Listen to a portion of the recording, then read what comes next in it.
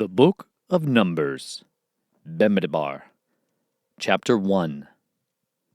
And Yahuah spoke to Moshe in the wilderness of Sinai, in the tent of appointment, on the first day to the second new moon, in the second year after they had come out of the land of Mitzrayim, saying, Take a census of all the congregation of the children of Israel by their clans, by their fathers' houses, according to the number of names, every male, head by head, from 20 years old and above, everyone going out to the army in Israel. Number them by their divisions, you and Aharon. And a man from every tribe should be with you, each one the head of his father's house. And these are the names of the men who stand with you.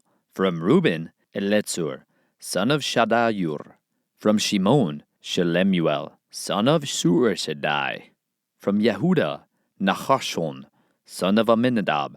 From Issachar, Nathaniel, son of Zuar. From Zebulun, Eliab, son of Chelon.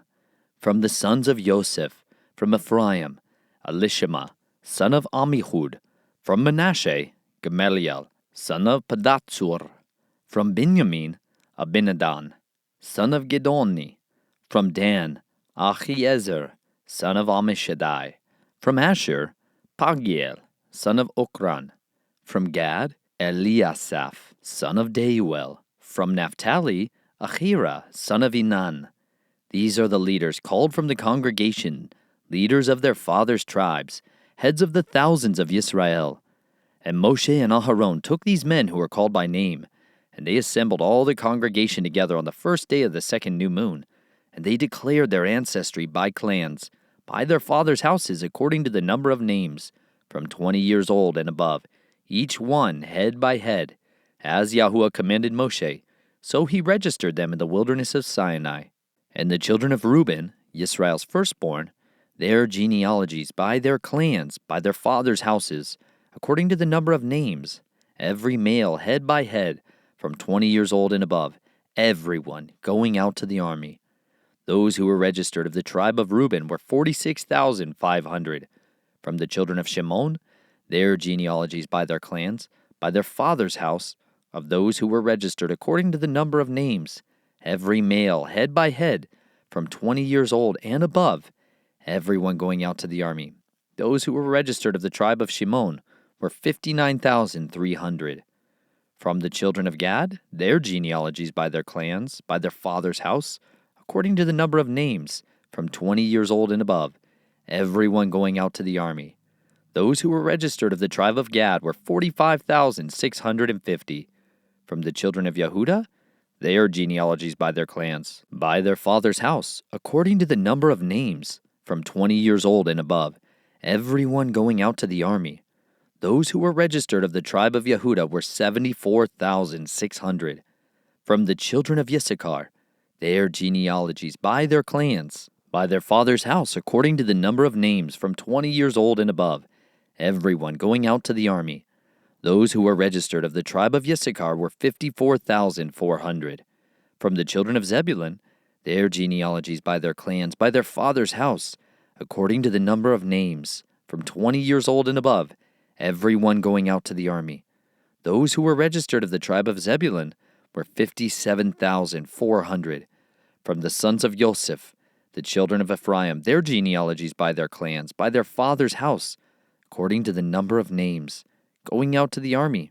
Those who were registered of the tribe of Ephraim were 40,500. From the children of Manasseh, their genealogies by their clans, by their father's house, according to the number of names, from 20 years old and above, everyone going out to the army. Those who were registered of the tribe of Manasseh were 32,200.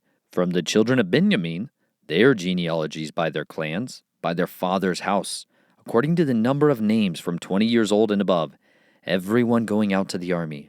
Those who were registered of the tribe of Benjamin were 35,400. From the children of Dan, their genealogies by their clans, by their father's house, according to the number of names, from 20 years old and above, everyone going out to the army. Those who were registered of the tribe of Dan were 62,700.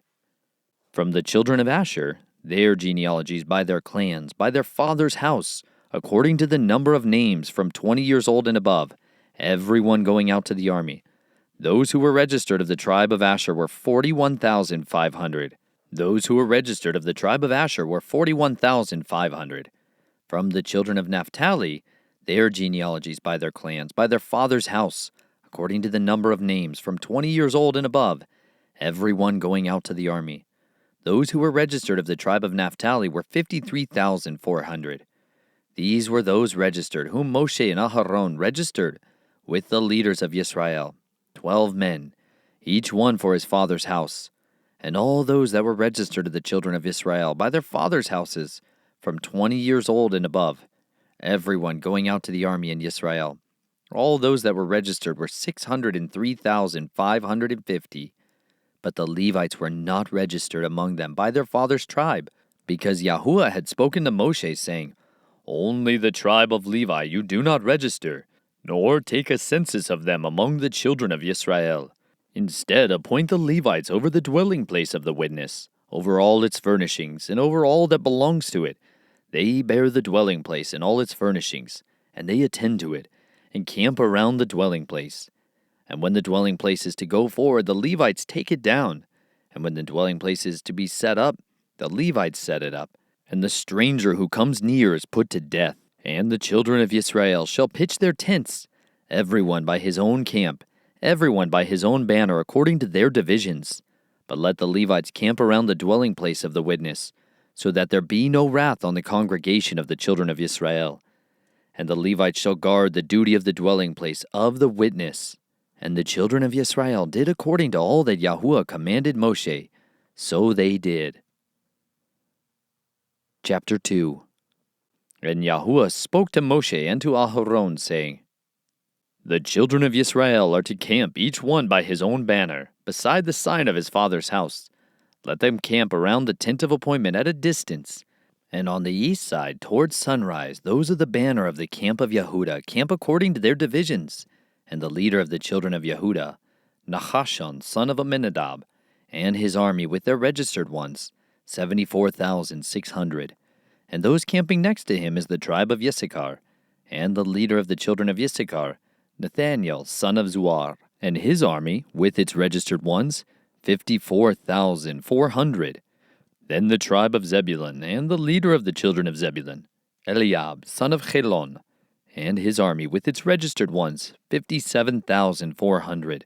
All the registered ones of the camp of Yehudah, according to their divisions, 186,400. These depart first.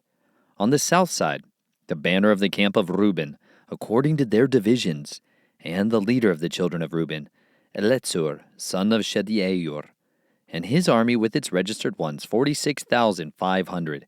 And those who camp next to him, the tribe of Shimon, and the leader of the children of Shimon, Shelemuel, son of Zurishaddai, and his army with their registered ones, 59,300.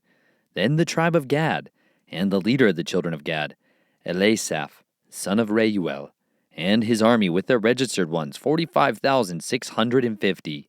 All the registered ones of the camp of Reuben, according to their divisions, 151,450. And they are the second to depart. And the tent of appointment, the camp of the Levites, shall move out in the middle of the camps. As they camp, so they move out, everyone in his place by their banners. On the west side, the banner of the camp of Ephraim, according to their divisions, and the leader of the children of Ephraim, Elishama, son of Ammihud, and his army with their registered ones, 40,500. And next to him, the tribe of Manasseh, and the leader of the children of Manasseh, and the leader of Manasseh, Gamaliel, son of Pedatsur, and his army with their registered ones, 32,200. Then the tribe of Benjamin, and the leader of the children of Benjamin, Abidan, son of Gidoni, and his army with their registered ones, 35,400. All the registered ones of the camp of Ephraim, according to their divisions, 108,100. And they are the third to depart. On the north side, the banner of the camp of Dan, according to their divisions, and the leader of the children of Dan, Achiezer, son of Ammishaddai, and his army with their registered ones, 62,700. And those who camp next to him, the tribe of Asher, and the leader of the children of Asher, Pagiel, son of Okran, and his army with the registered ones, 41,500. Then the tribe of Naphtali, and the leader of the children of Naphtali, Ahira, son of Enan, and his army with their registered ones, 53,400. All the registered ones of the camp of Dan, 157,600. They depart last with their banners. These were registered ones of the children of Israel by their fathers' houses, all who were registered according to their divisions of the camps, 603,550. But the Levites were not registered among the children of Israel, as Yahuah commanded Moshe. And the children of Israel did according to all that Yahuah commanded Moshe. So they camped by their banners, and so they departed, each one by his clan, according to their fathers' houses. Chapter 3. And these are the generations of Aharon and Moshe when Yahuah spoke with Moshe on Mount Sinai. And these are the names of the sons of Aharon: Nadab, the firstborn, and Abihu, Eleazar, and Ithamar. These are the names of the sons of Aharon, the anointed priests, whom he ordained to act as priests. And Nadab and Abihu had died before Yahuah, when they brought strange fire before Yahuah in the wilderness of Sinai. And they had no children. So Eleazar and Ithamar acted as priests in the presence of Aharon their father.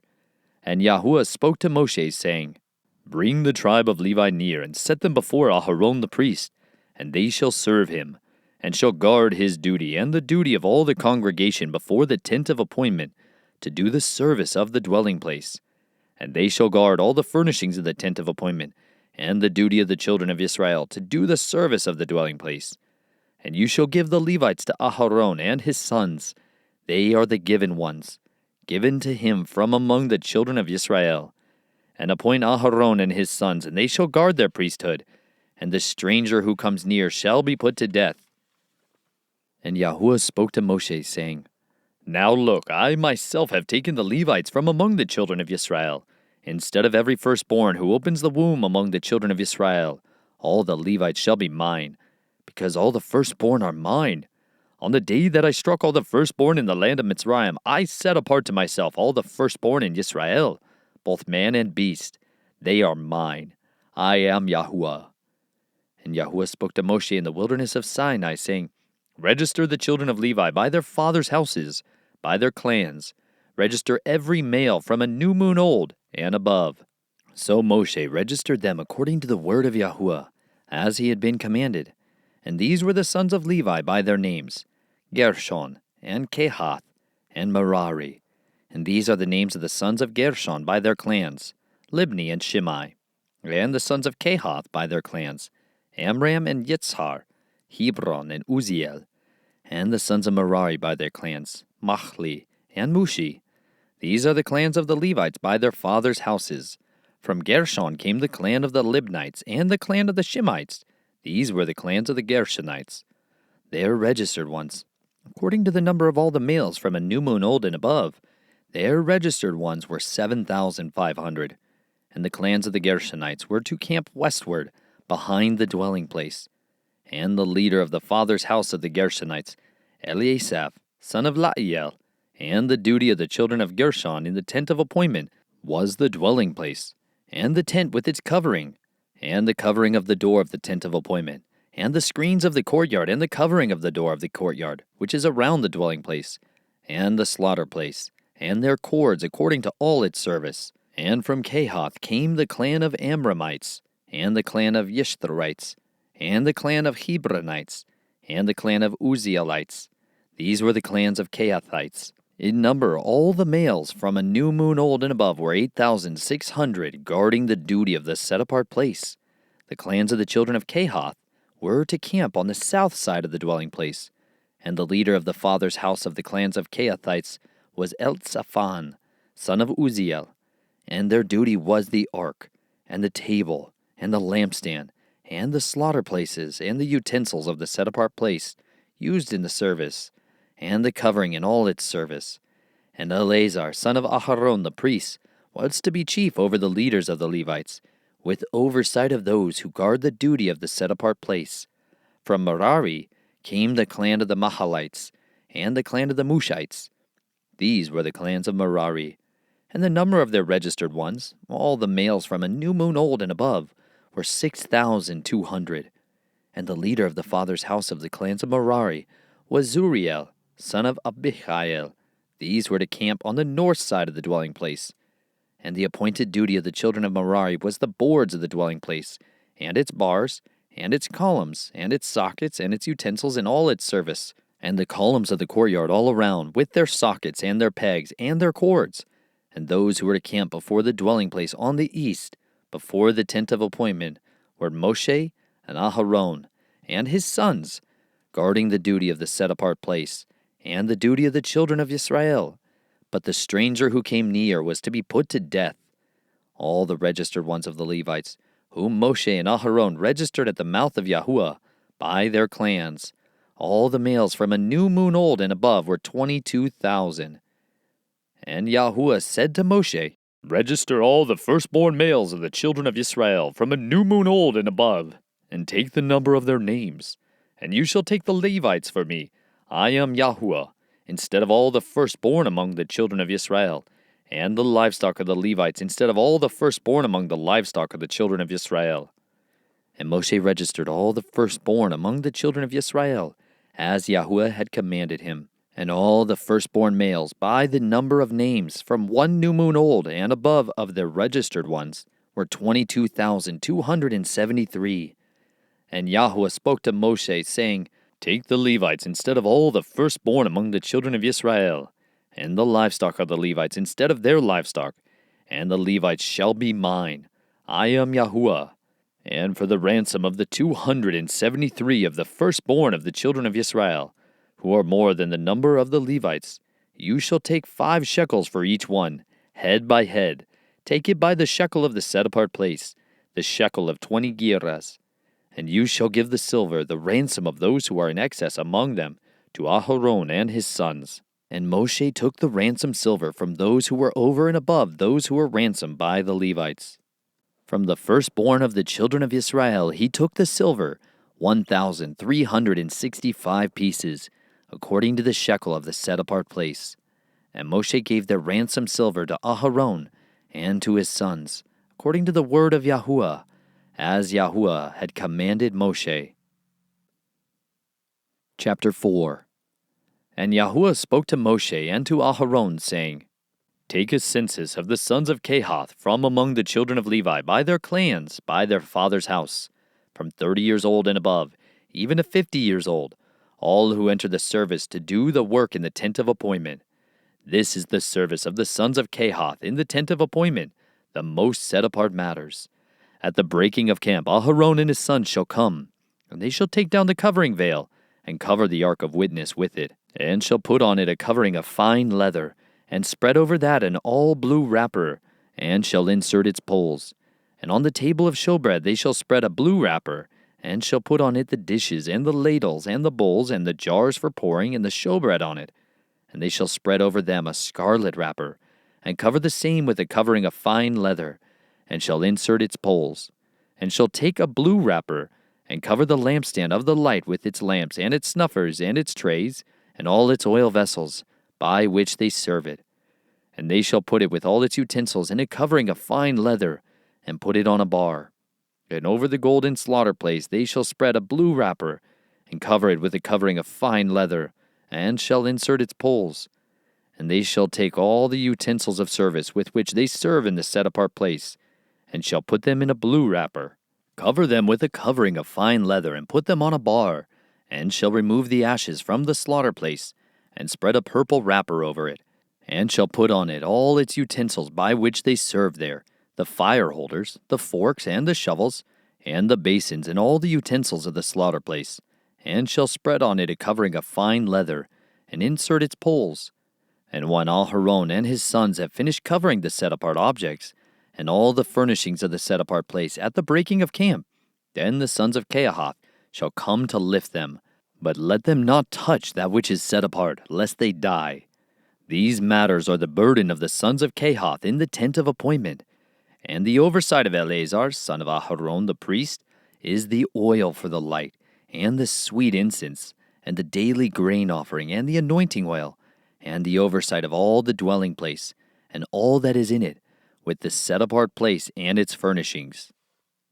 And Yahuah spoke to Moshe and to Aharon, saying, Do not cut off the tribe of the clans of the Kehathites from among the Levites, but do this to them. They shall live and not die when they approach the most set-apart objects. Aharon and his son shall go in, and appoint each of them to his service and his burden. They are not, however, to go in to watch while the set-apart objects are being covered, lest they die. And Yahuah spoke to Moshe, saying, Take a census also of the sons of Gershon by their father's house, by their clans.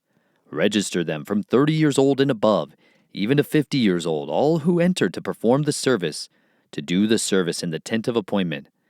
This is the service of the clans of the Gershonites in serving and in bearing burdens, and they shall bear the curtains of the dwelling place and the tent of appointment, with its covering, the covering of fine leather that is on it, the covering for the door of the tent of appointment, and the screens of the courtyard, and the covering for the door of the gate of the courtyard, which is around the dwelling place, and the slaughter place, and their cords, all the equipment for their service, and all that is made for them, so shall they serve.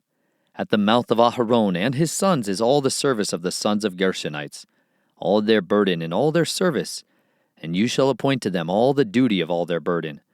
This is the service of the clans of the sons of Gershon in the tent of appointment, and let their duties be under the hand of Ithamar, son of Aharon, the priest.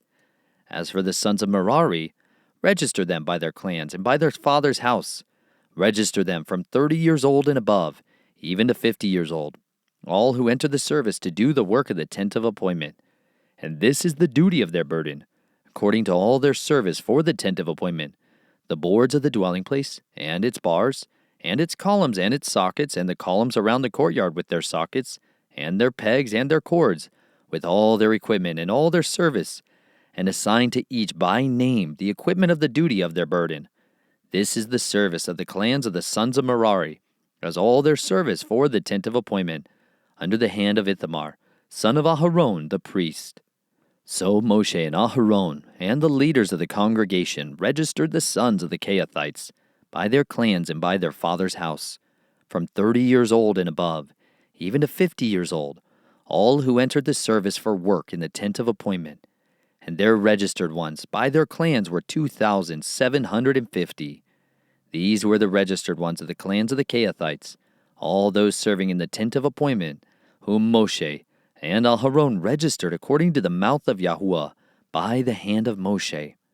And those registered ones of the sons of Gershon, by their clans and by their father's house, from 30 years old and above, even to 50 years old, all who entered the service for work in the tent of appointment, the registered ones by their clans, by their father's house, were 2,630. These were the registered ones of the clans of the sons of Gershon, of all who serve in the tent of appointment, whom Moshe and Aharon registered, according to the mouth of Yahuah. And those of the clans of the sons of Merari, who were registered by their clans, by their father's house, from 30 years old and above, even to 50 years old, all who entered the service for work in the tent of appointment, the registered ones, by their clans were 3,200. These were the registered ones of the clans of the sons of Merari, whom Moshe and Aharon registered, according to the mouth of Yahuah, by the hand of Moshe. All the registered ones of the Levites, whom Moshe and Aharon and the leaders of Israel registered, by their clans and by their fathers' houses, from 30 years old and above, even to 50 years old, all who came to do the work of service and the work of bearing burdens in the tent of appointment, their registered ones were 8,580. According to the mouth of Yahuah, they were registered by the hand of Moshe, each according to his service and according to his burden. Thus they were registered by him, as Yahuah commanded Moshe. Chapter 5. And Yahuah spoke to Moshe, saying, Command the children of Israel to send out of the camp every leper, and everyone who has a discharge, and whoever becomes defiled for a being. Send out both male and female. Send them outside the camp, so that they do not defile their camps in the midst of which I dwell. And the children of Israel did so, to send them outside the camp. As Yahuah had spoken to Moshe, so the children of Israel did. And Yahuah spoke to Moshe, saying, Speak to the children of Israel when a man or woman commits any sin that men commit in trespass against Yahuah, and that being is guilty, then they shall confess their sin which they have done, and he shall restore his guilt in its principal, plus 1/5 of it, and give it to whom he has been guilty. But if the man has no redeemer to restore the guilt to, the guilt which is restored goes to Yahuah, for the priest, in addition to the ram of the atonement with which atonement is made for him. And every contribution of all the set-apart gifts of the children of Israel, which they bring to the priest, becomes his. And every man's set-apart gifts become his. Whatever any man gives the priest becomes his. And Yahuah spoke to Moshe, saying, Speak to the children of Israel, and say to them, When any man's wife turns aside and has committed a trespass against him, and a man has intercourse with her, and it is hidden from the eyes of her husband, and it is concealed that she has defiled herself, and that there was no witness against her, nor was she caught, and a spirit of jealousy comes upon him, and he becomes jealous of his wife, who has defiled herself, or the spirit of jealousy comes upon him, and he becomes jealous of his wife, although she has not defiled herself, then the man shall bring his wife to the priest, and he shall bring the offering for her, 1/10 of an ephah of barley flour. He is not to pour oil on it, or put frankincense on it, because it is a grain offering of jealousy, an offering for remembrance, for bringing crookedness to remembrance. And the priest shall bring her near, and shall make her stand before Yahuah. And the priest shall take set-apart water in an earthen vessel, and take some of the dust that is on the floor of the dwelling place, and put it into the water. And the priest shall make the woman stand before Yahuah, and shall uncover the woman's head, and put the offering for remembering in her hands, which is the grain offering of jealousy, while the priest holds in his hand the bitter water that brings a curse. And the priest shall make her swear and say to the woman, If no man has lain with you, and if you have not turned aside to uncleanness under your husband's authority, be free from this bitter water that brings a curse. But if you have turned aside under your husband's authority, and if you have defiled yourself, and some man other than your husband has lain with you, then the priest shall make the woman swear with the oath of the curse, and he shall say to the woman, Yahuah make you a curse and an oath among your people, when Yahuah makes your thigh waste away and your belly swell. And this water that causes the curse shall go into your inward parts, and make your belly swell, and your thigh waste away. And the woman shall say, Amen, Amen.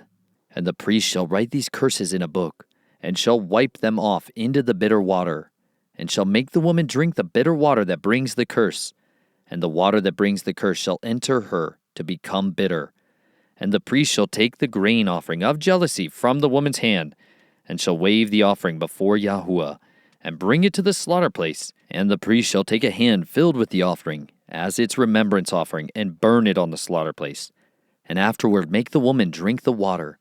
And when he has made her drink the water, then it shall be, if she has defiled herself and has committed a trespass against her husband, that the water that brings the curse shall enter her, and become bitter.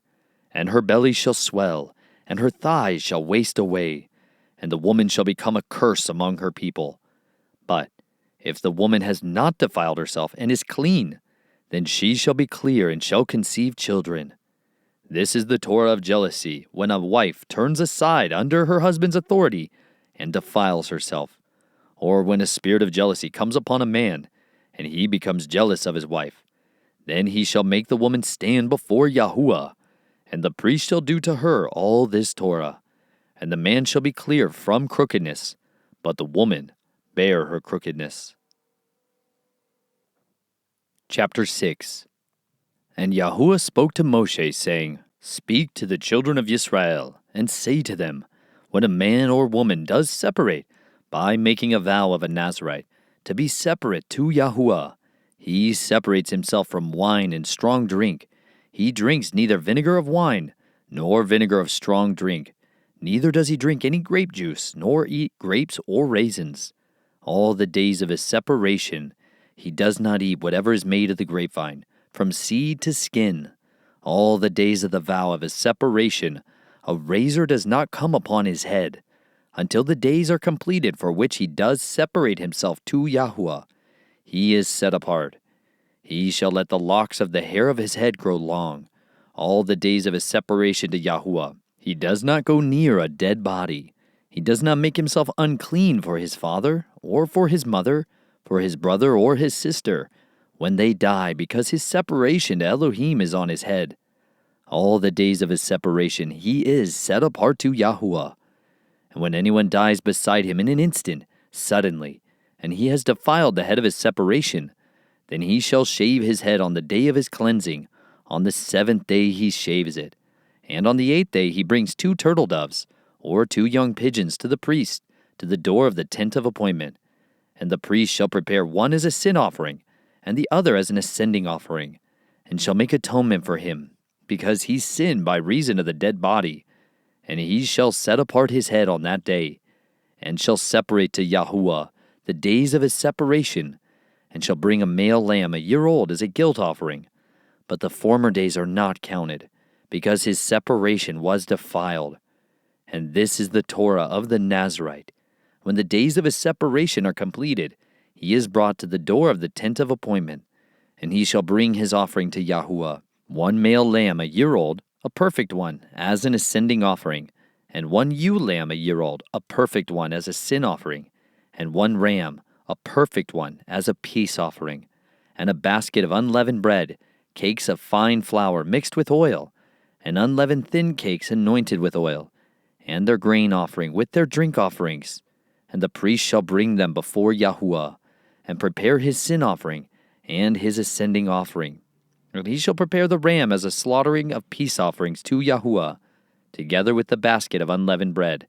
And the priest shall prepare its grain offering, and its drink offering.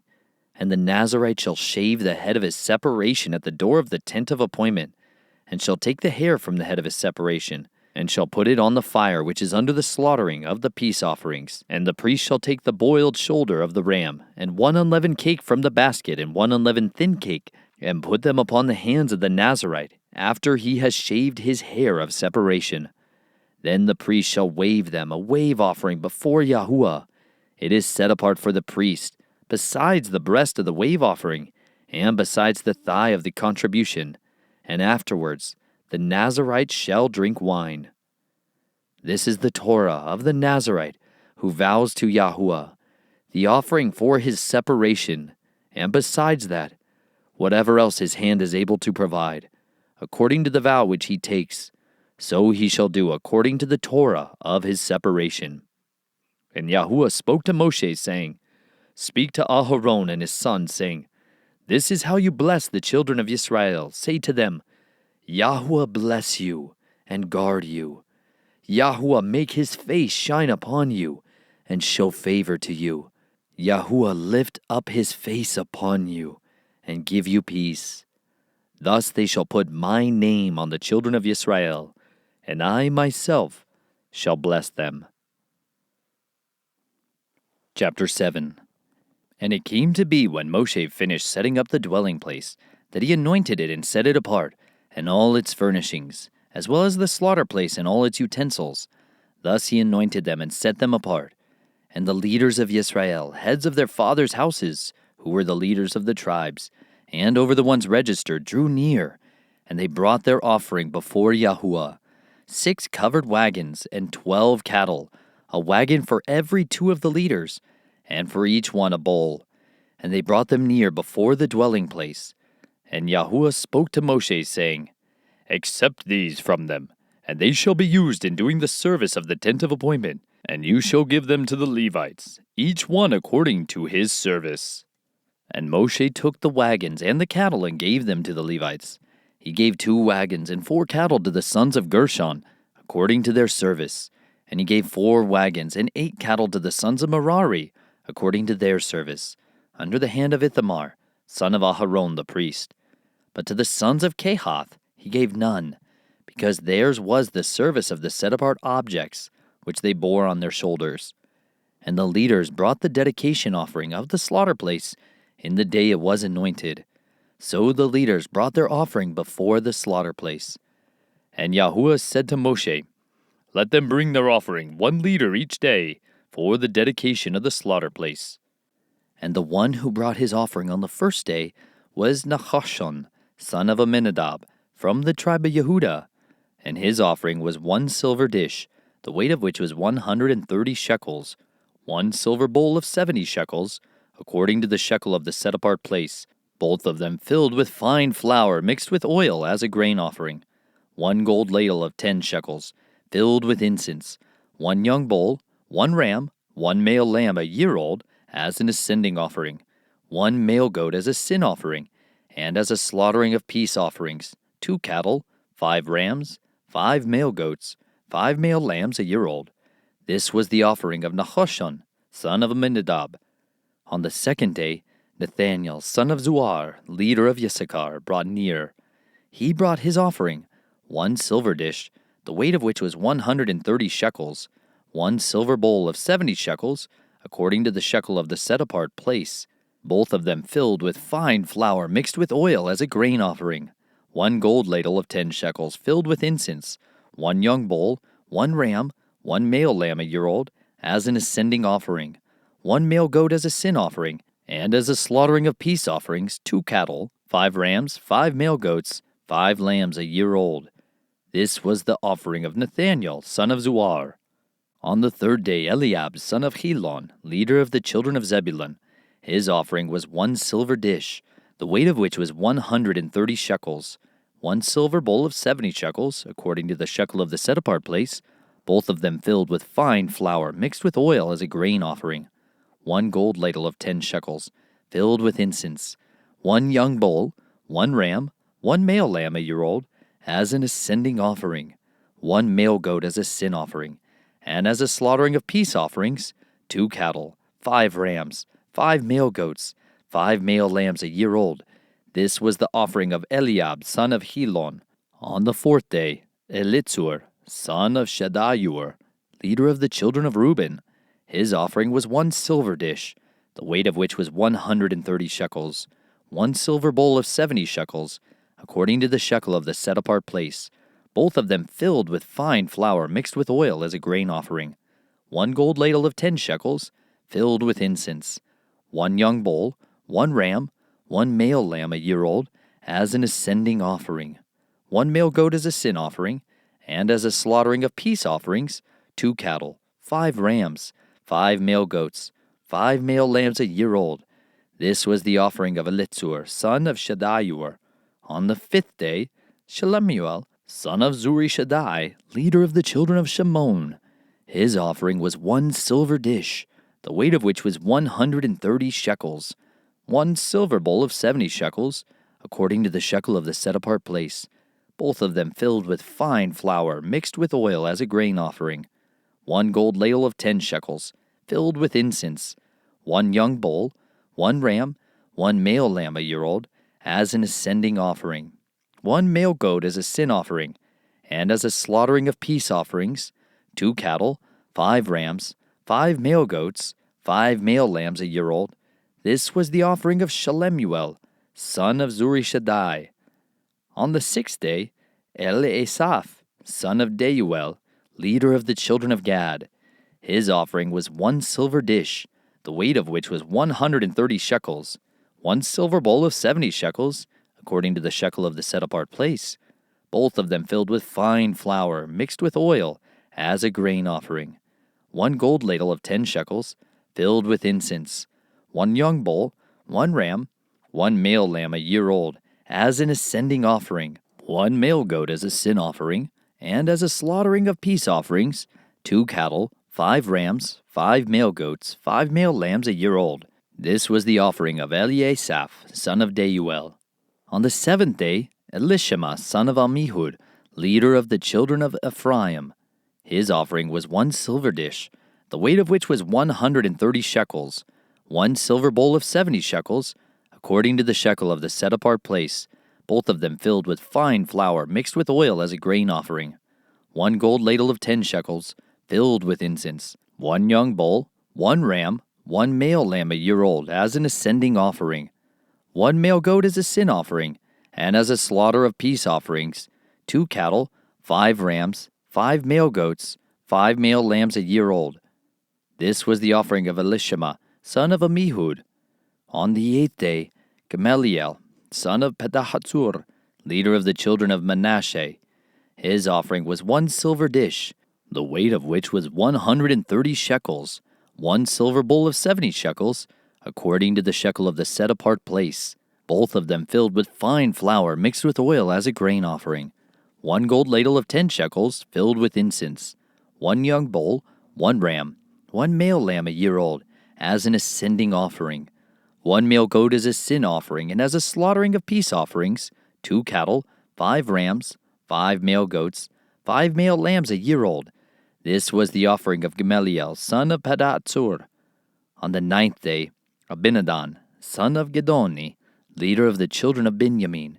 His offering was 1 silver dish, the weight of which was 130 shekels, 1 silver bowl of 70 shekels, according to the shekel of the set-apart place, both of them filled with fine flour mixed with oil as a grain offering. 1 gold ladle of 10 shekels, filled with incense. 1 young bull, 1 ram, 1 male lamb a year old, as an ascending offering. 1 male goat as a sin offering, and as a slaughtering of peace offerings. 2 cattle, 5 rams, 5 male goats, 5 male lambs a year old. This was the offering of Abidan, son of Gedoni.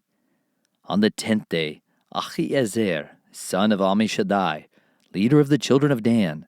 His offering was 1 silver dish, the weight of which was 130 shekels, 1 silver bowl of 70 shekels, according to the shekel of the set-apart place, both of them filled with fine flour mixed with oil as a grain offering. 1 gold ladle of 10 shekels filled with incense. 1 young bull, 1 ram, 1 male lamb a year old, as an ascending offering. 1 male goat as a sin offering, and as a slaughtering of peace offerings. 2 cattle, 5 rams, 5 male goats, 5 male lambs a year old. This was the offering of Achiezer, son of Ammishaddai. On the 11th day, Pagiel, son of Okran, leader of the children of Asher. His offering was 1 silver dish, the weight of which was 130 shekels, 1 silver bowl of 70 shekels, according to the shekel of the set-apart place, both of them filled with fine flour mixed with oil as a grain offering. 1 gold ladle of 10 shekels, filled with incense. 1 young bull, 1 ram, 1 male lamb a year old, as an ascending offering. 1 male goat as a sin offering, and as a slaughtering of peace offerings. 2 cattle, 5 rams, 5 male goats, 5 male lambs a year old. This was the offering of Pagiel, son of Okran. On the 12th day, Ahira, son of Enan, leader of the children of Naphtali. His offering was 1 silver dish, the weight of which was 130 shekels, 1 silver bowl of 70 shekels, according to the shekel of the set-apart place, both of them filled with fine flour mixed with oil as a grain offering. 1 gold ladle of 10 shekels, filled with incense. 1 young bull, 1 ram, 1 male lamb a year old, as an ascending offering. 1 male goat as a sin offering, and as a slaughtering of peace offerings. 2 cattle, 5 rams, 5 male goats, 5 male lambs a year old. This was the offering of Ahira, son of Enan. This was the dedication of the slaughter place from the leaders of Israel, when it was anointed. 12 silver dishes, 12 silver bowls, 12 gold ladles. Each silver dish was 130 shekels, and each bowl 70 shekels. All the silver of the vessels was 2,400 shekels, according to the shekel of the set-apart place. And the 12 gold ladles filled with incense was 10 shekels each, according to the shekel of the set-apart place. All the gold of the ladles was 120 shekels. All the cattle for the ascending offering were 12 young bulls, the rams 12, the male lambs a year old 12, with their grain offering, and the male goats as an offering 12. And all the cattle for the slaughtering of peace offerings were 24 bulls, the rams 60, the male goats 60, the lambs a year old 60. This was the dedication of the slaughter place after it was anointed. And when Moshe went into the tent of appointment to speak with him, he heard the voice of one speaking to him from above the lid of atonement that was on the ark of the witness, from between the 2 cherubim. Thus he spoke to him. Chapter 8. And Yahuah spoke to Moshe, saying, Speak to Aharon and say to him, When you ascend to trim lamps, let the 7 lamps give light in front of the lampstand. And Aharon did so. He set up the lamps to face toward the front of the lampstand, as Yahuah commanded Moshe. And this is the work of the lampstand. beaten work of gold. From its base to its blossoms it is beaten work. According to the pattern which Yahuah had shown Moshe, so he made the lampstand. And Yahuah spoke to Moshe, saying, Take the Levites from among the children of Israel, and you shall cleanse them, and do this to them to cleanse them.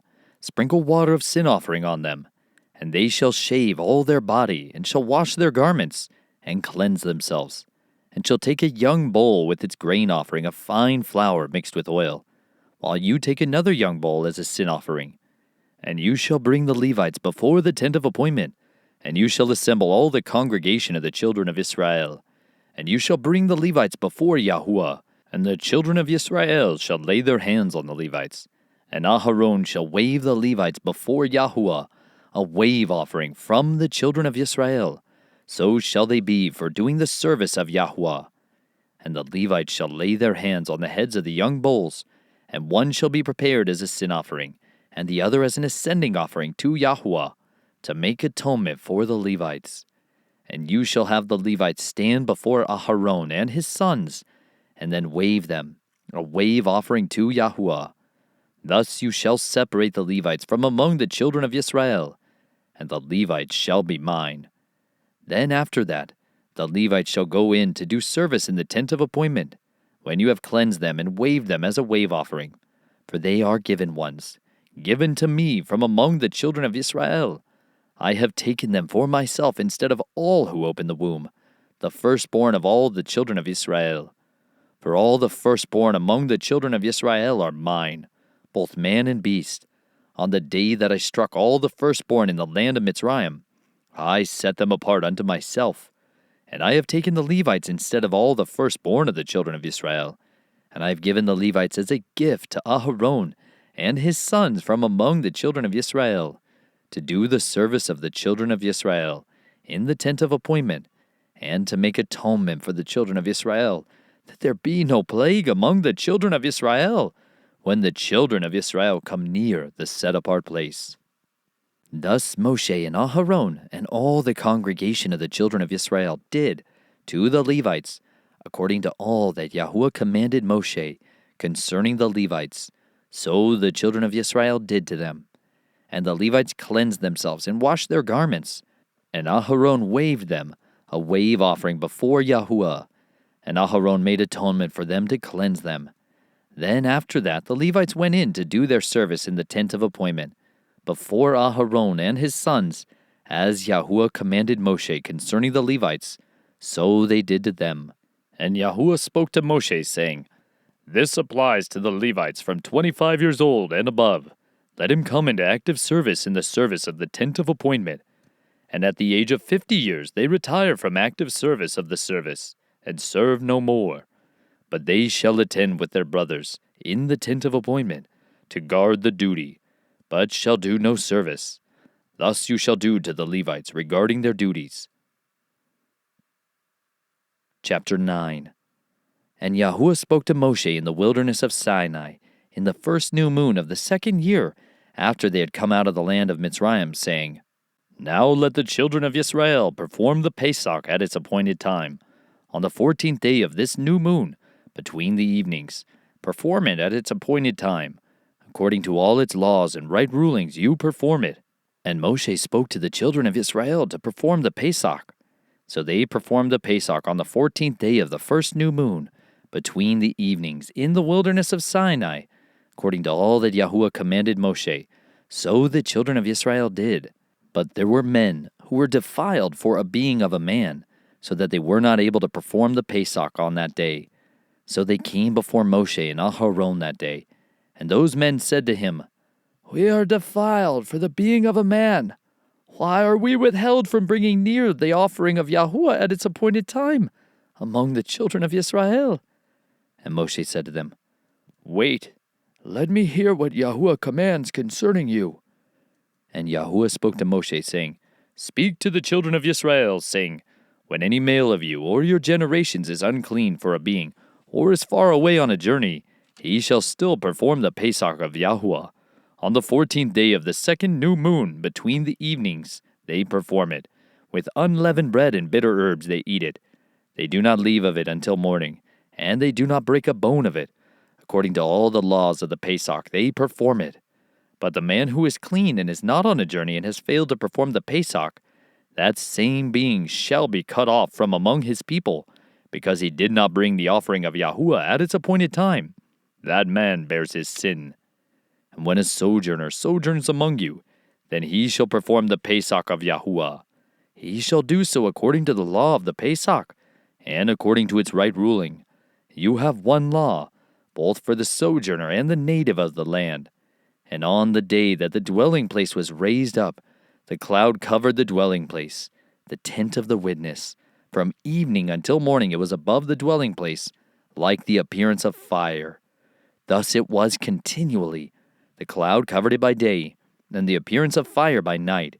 And whenever the cloud was taken up from above the tent, after that the children of Israel would depart.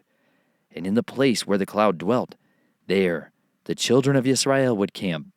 At the mouth of Yahuah the children of Israel departed, and at the command of Yahuah they camped. They remained camped as long as the cloud dwelt above the dwelling place. Even when the cloud lingered many days above the dwelling place, the children of Israel guarded the charge of Yahuah, and did not depart. And so it was, when the cloud was above the dwelling place a few days according to the mouth of Yahuah, they camped, and according to the mouth of Yahuah, they would depart. And so it was, when the cloud dwelt only from evening until morning. When the cloud was taken up in the morning, then they departed, whether by day or by night. Whenever the cloud was taken up, they departed, whether 2 days or a new moon, or a year that the cloud lingered above the dwelling place, to dwell upon it. The children of Israel camped, and did not depart, but when it was taken up, they departed. At the mouth of Yahuah they camped, and at the mouth of Yahuah they departed. They guarded the charge of Yahuah, at the mouth of Yahuah, by the hand of Moshe. Chapter 10. And Yahuah spoke to Moshe, saying, Make 2 silver trumpets for yourself. Make them of beaten work, and you shall use them for gathering of the congregation and for breaking camp. And when they blow both of them, all the congregation shall meet before you at the door of the tent of appointment. And if they blow one, then the leaders, the heads of the thousands of Israel, shall gather to you. And when you blow a shout, the camps that lie on the east side shall depart. And when you blow a shout the second time, then the camps that lie on the south side shall depart. They blow a shout for them to depart. And when the assembly is to be assembled, you blow, but do not shout.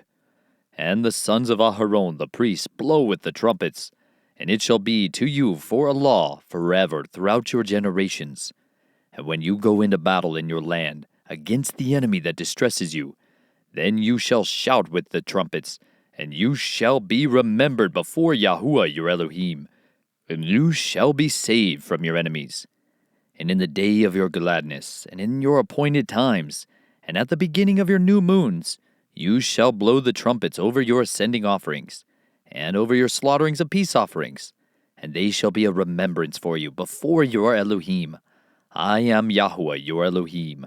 And it came to be on the 20th day of the second new moon, in the second year, that the cloud was taken up from above the dwelling place of the witness, and the children of Israel departed, setting out from the wilderness of Sinai, and the cloud dwelt on it in the wilderness of Paran.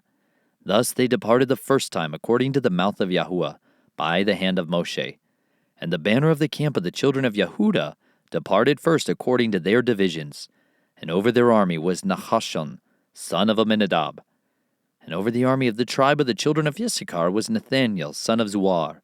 And over the army of the tribe of the children of Zebulun was Eliab, son of Helon. And the dwelling place was taken down. And the sons of Gershon and the sons of Merari departed, bearing the dwelling place. And the banner of the camp of Reuben departed according to their divisions. And over their army was Eletzur, son of Shediaur. And over the army of the tribe of the children of Shimon was Shelemuel, son of Zuri Shaddai. And over the army of the tribe of the children of Gad was Eliasaph, the son of Deuel. And the Kehathites departed, bearing the set-apart objects, while the dwelling place was set up before they came. And the banner of the camp of the children of Ephraim departed, according to their divisions. And over their army was Elishama, son of Ammihud. And over the army of the tribe of the children of Manasseh was Gamaliel, son of Pedahatsur. And over the army of the tribe of the children of Benjamin was Abinadab, son of Gedoni. Then the banner of the camp of the children of Dan, which formed the rear guard of all the camps, departed according to their divisions. And over their army was Ahiezer, son of Ammishaddai. And over the army of the tribe of the children of Asher was Pagiel, the son of Okran. And over the army of the tribe of the children of Naphtali was Ahira, the son of Enan. Such was the order of the setting out of the children of Israel, according to their divisions when they departed. And Moshe said to Hobab, the son of Reuel the Midianite, Moshe's father-in-law, "We are setting out for a place of which Yahuah said, 'I give it to you. Come with us, and we shall do good to you, for Yahuah has spoken good concerning Israel.' And he replied to him, 'I am not going, but I am going to my own land and to my relatives.' Then he said, 'Please do not leave us, because you know how we are to camp in the wilderness, and you shall be our eyes. And it shall be that when you go with us, then it shall be that whatever good Yahuah does to us, the same we shall do to you.' So they set out from the mountain of Yahuah on a journey of 3 days, and the ark of the covenant of Yahuah went before them for the 3 days' journey to seek out a resting place for them. And the cloud of Yahuah was above them by day, when they went out from the camp.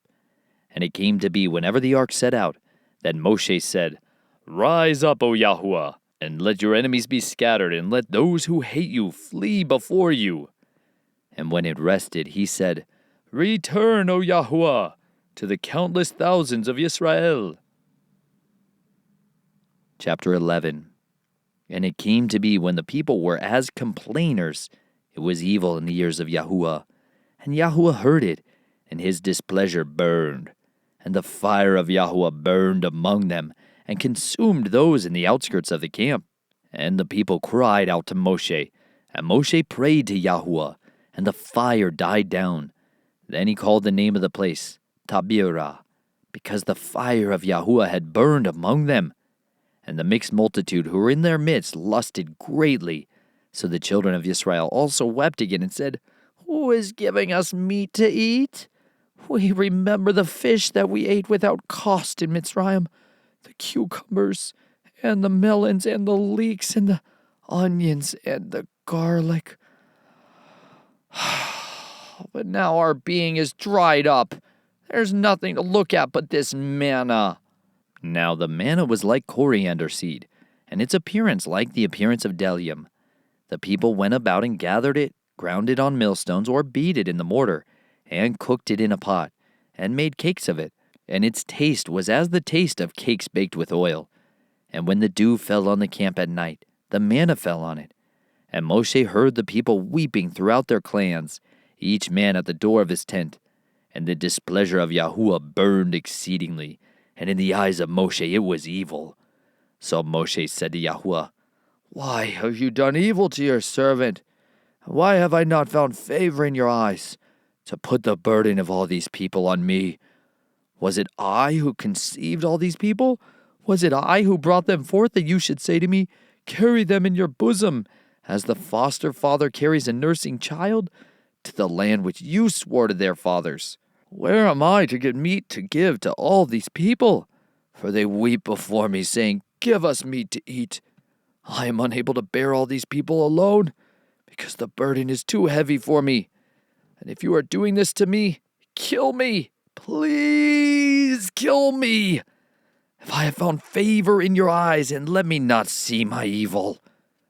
Then Yahuah said to Moshe, "Gather to me 70 men of the elders of Israel, whom you know to be the elders of the people, and officers over them, and bring them to the tent of appointment, and let them stand there with you.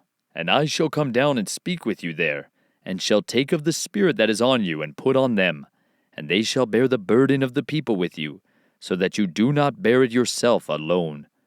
And say to the people, 'Set yourselves apart for tomorrow, and you shall eat meat, because you have wept in the hearing of Yahuah, saying, Who is giving us meat to eat? For it was well with us in Mitzrayim. And Yahuah shall give you meat, and you shall eat.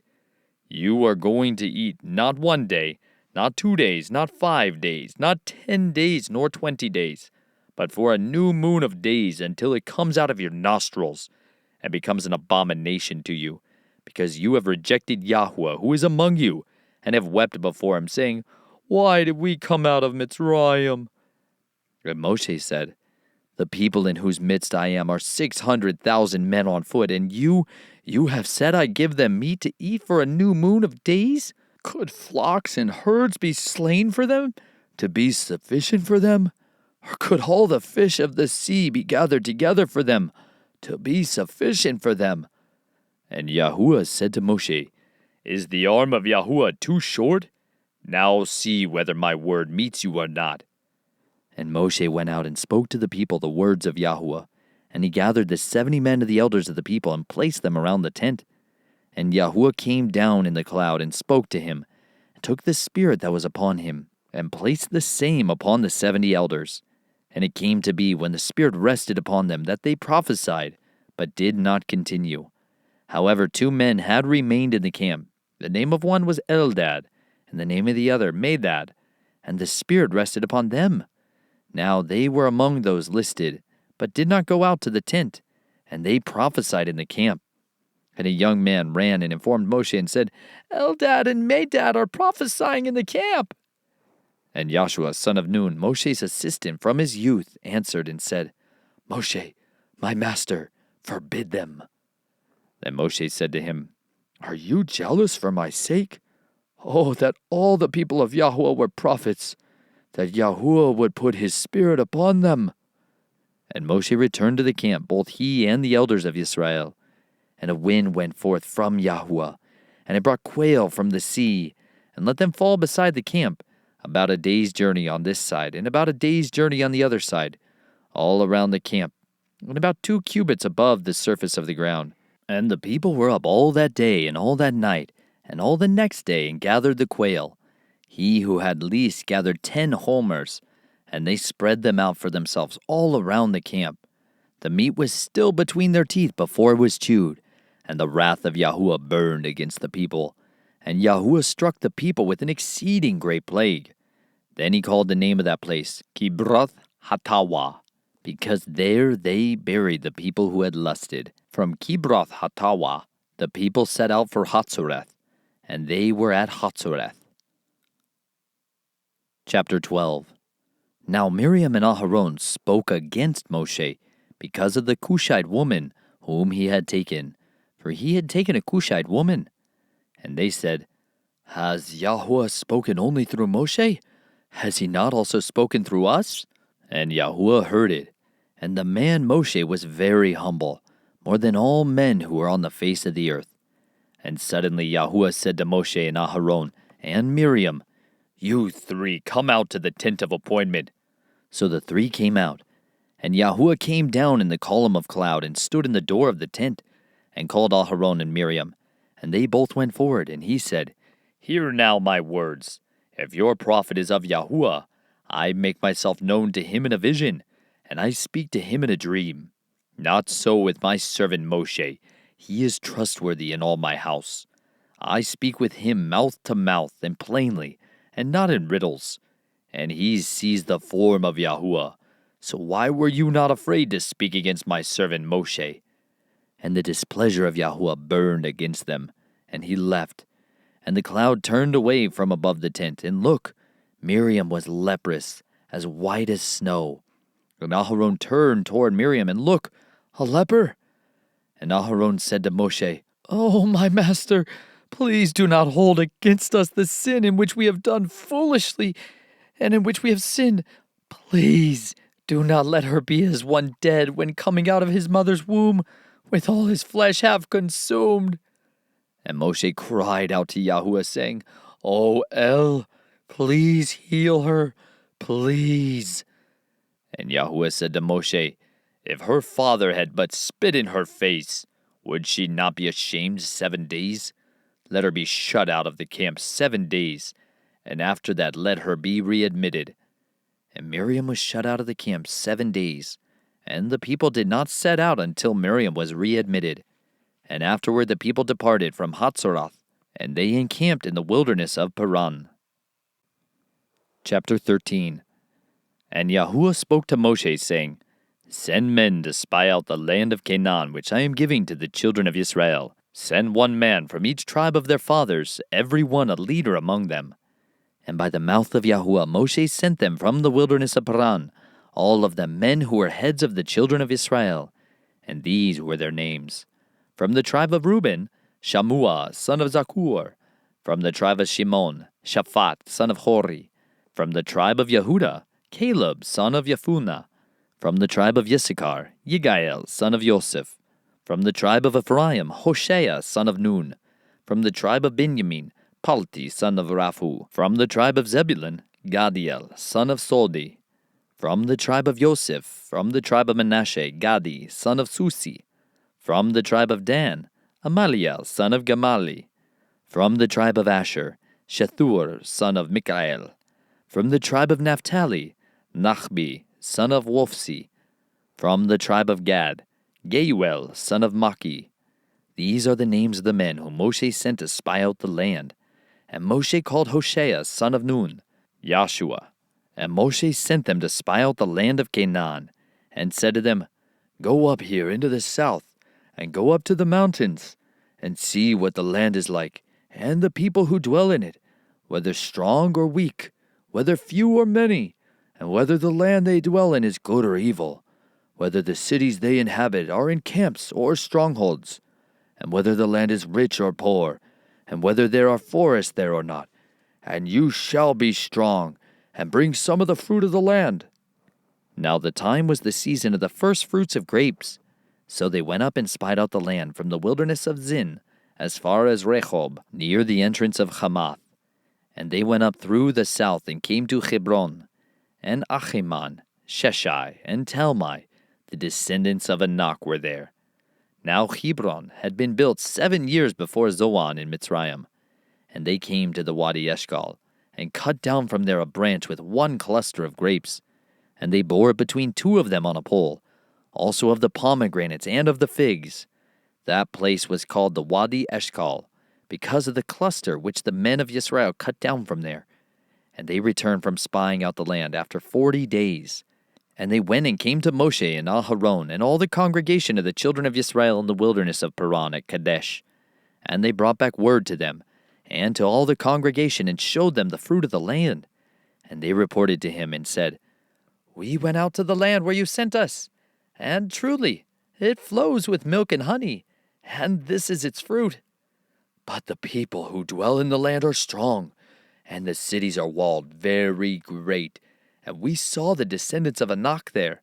The Amalekites dwell in the land of the south, while the Hittites and the Jebusites and the Amorites dwell in the mountains. And the Canaanites dwell by the sea, and along the banks of the Yarden. And Caleb silenced the people before Moshe and said, Let us go up at once and take possession, for we are certainly able to overcome it. But the men who had gone up with him said, We are not able to go up against the people, for they are stronger than we. And they gave the children of Israel an evil report of the land, which they had spied out, saying, The land through which we have gone as spies is a land eating up its inhabitants, and all the people who we saw in it are men of great size.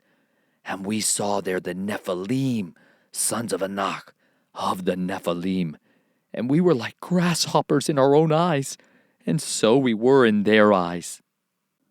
Chapter 14. Then all the congregation lifted up their voices and cried, and the people wept that night.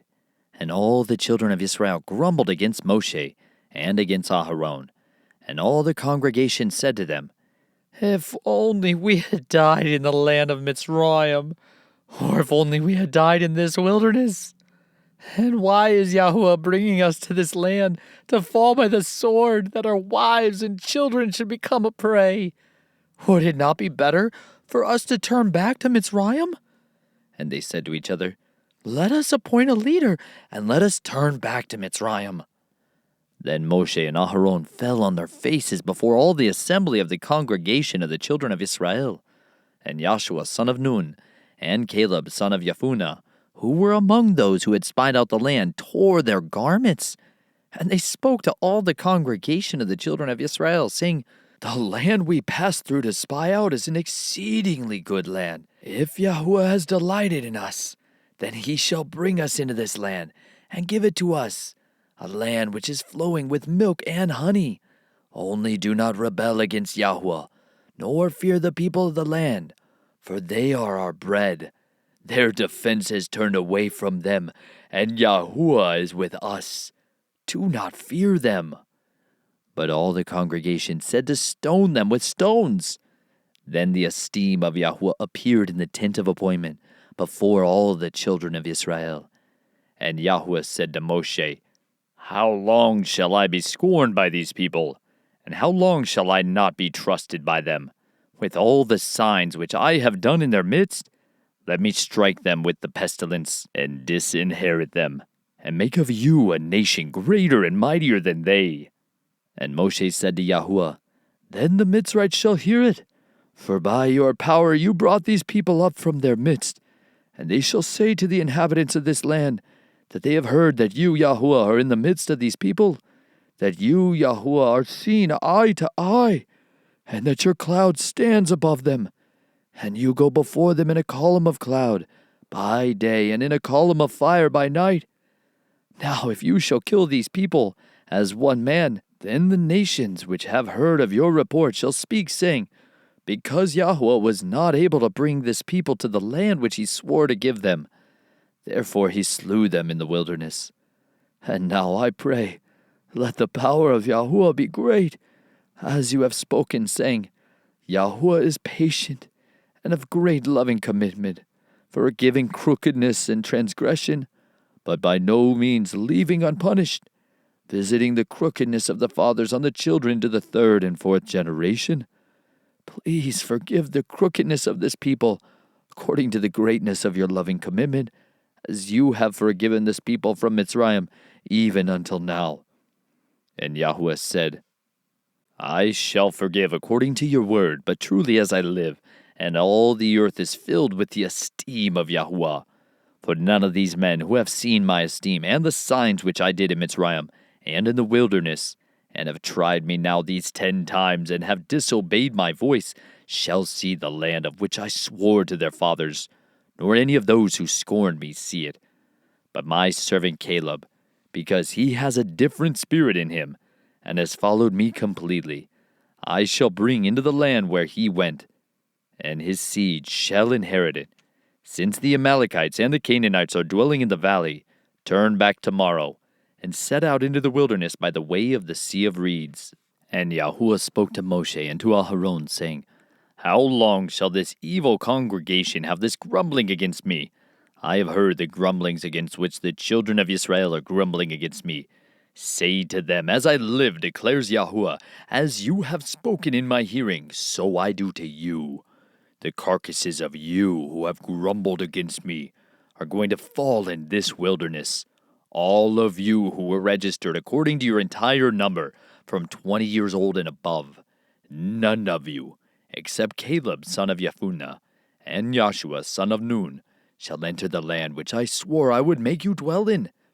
But your little ones, whom you said would become a prey, I shall bring in, and they shall know the land which you have rejected. But as for you, your carcasses are going to fall in this wilderness, and your sons shall be wanderers in the wilderness 40 years, and shall bear your whorings, until your carcasses are consumed in the wilderness, according to the number of the days in which you spied out the land, 40 days, a day for a year, a day for a year.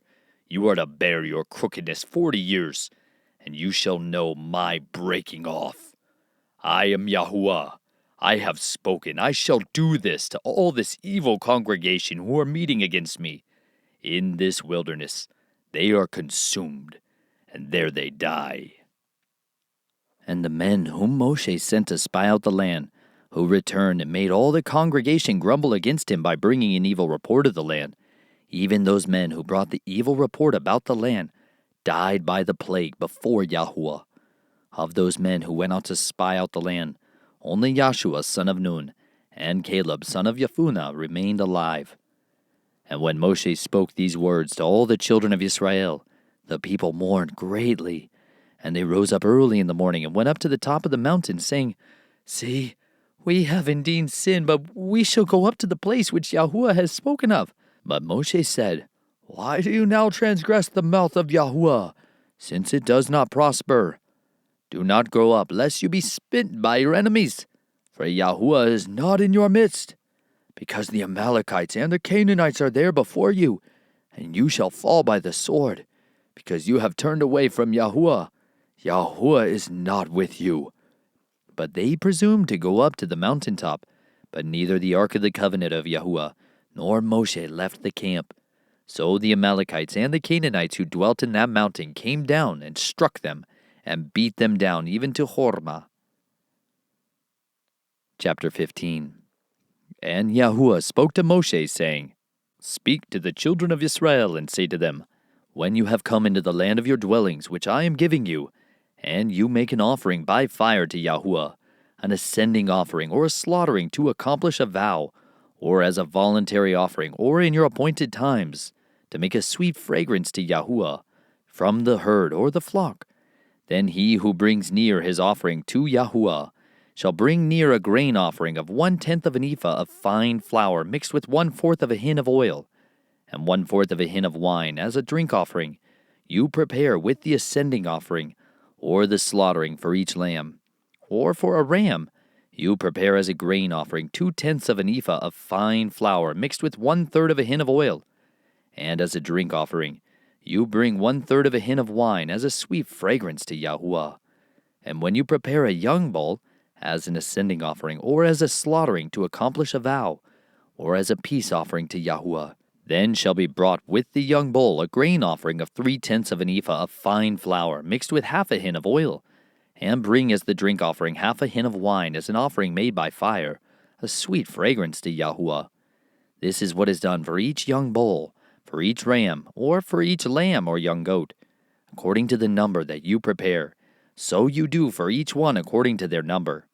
Let all who are native do so with them, in bringing near an offering made by fire, a sweet fragrance to Yahuah.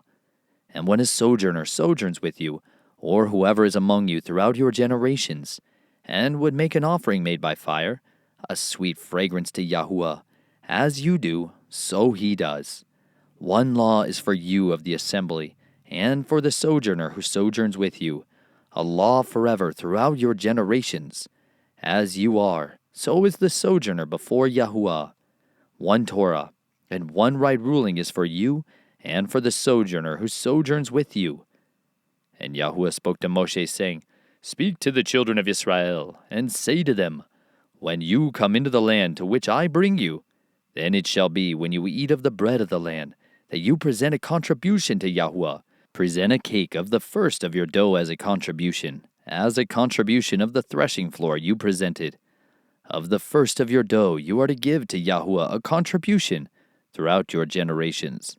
And when you sin by mistake, and do not do all these commands which Yahuah has spoken to Moshe, all that Yahuah has commanded you by the hand of Moshe, from the day Yahuah gave command and onward throughout your generations, then it shall be, if it is done by mistake, without the knowledge of the congregation, that all the congregation shall prepare one young bull as an ascending offering, as a sweet fragrance to Yahuah, with its grain offering and its drink offering, according to the right ruling, and one male goat as a sin offering.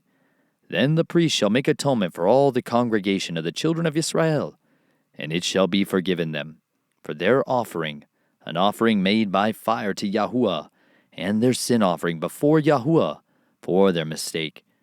And it shall be forgiven all the congregation of the children of Israel, and the sojourner who sojourns in their midst, because all the people did it by mistake.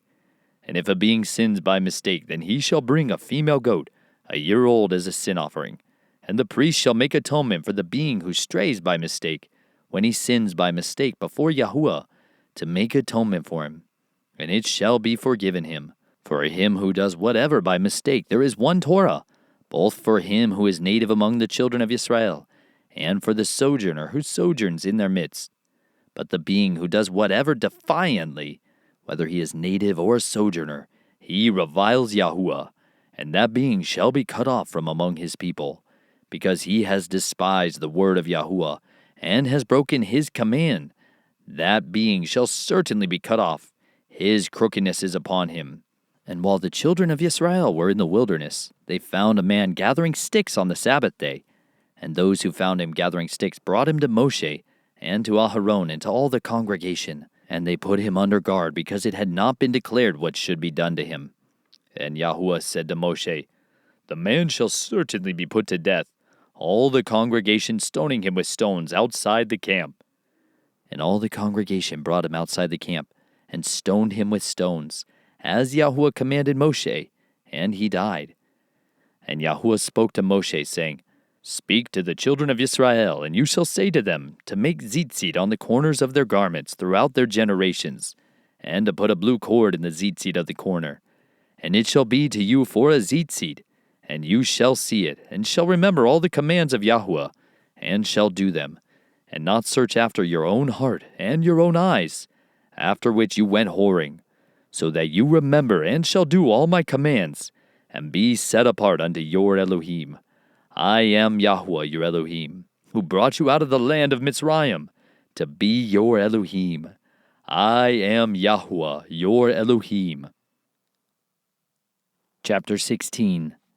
And Korah, son of Yitzhar, son of Kehath, son of Levi, took both Dathan and Abiram, the sons of Eliab, and On, son of Peleth, sons of Reuben, and they rose up before Moshe with some of the children of Israel, 250 leaders of the congregation, called ones of the meeting, men of name. And they assembled against Moshe and against Aharon, and said to them, "Enough of you, for all the congregation is set apart, all of them, and Yahuah is in their midst. Why then do you lift up yourselves above the assembly of Yahuah?" And when Moshe heard, he fell on his face, and spoke to Korah and all his company, saying, "Tomorrow morning Yahuah shall make known who is his and who is set apart, and bring him near to him, and let him bring near to him the one whom he chooses. Do this: take fire holders, Korah and all your company, and put fire in them, and put incense in them before Yahuah tomorrow. And it shall be that the one whom Yahuah chooses is the set-apart one. Enough of you, sons of Levi." And Moshe said to Korah, "Hear now, you sons of Levi.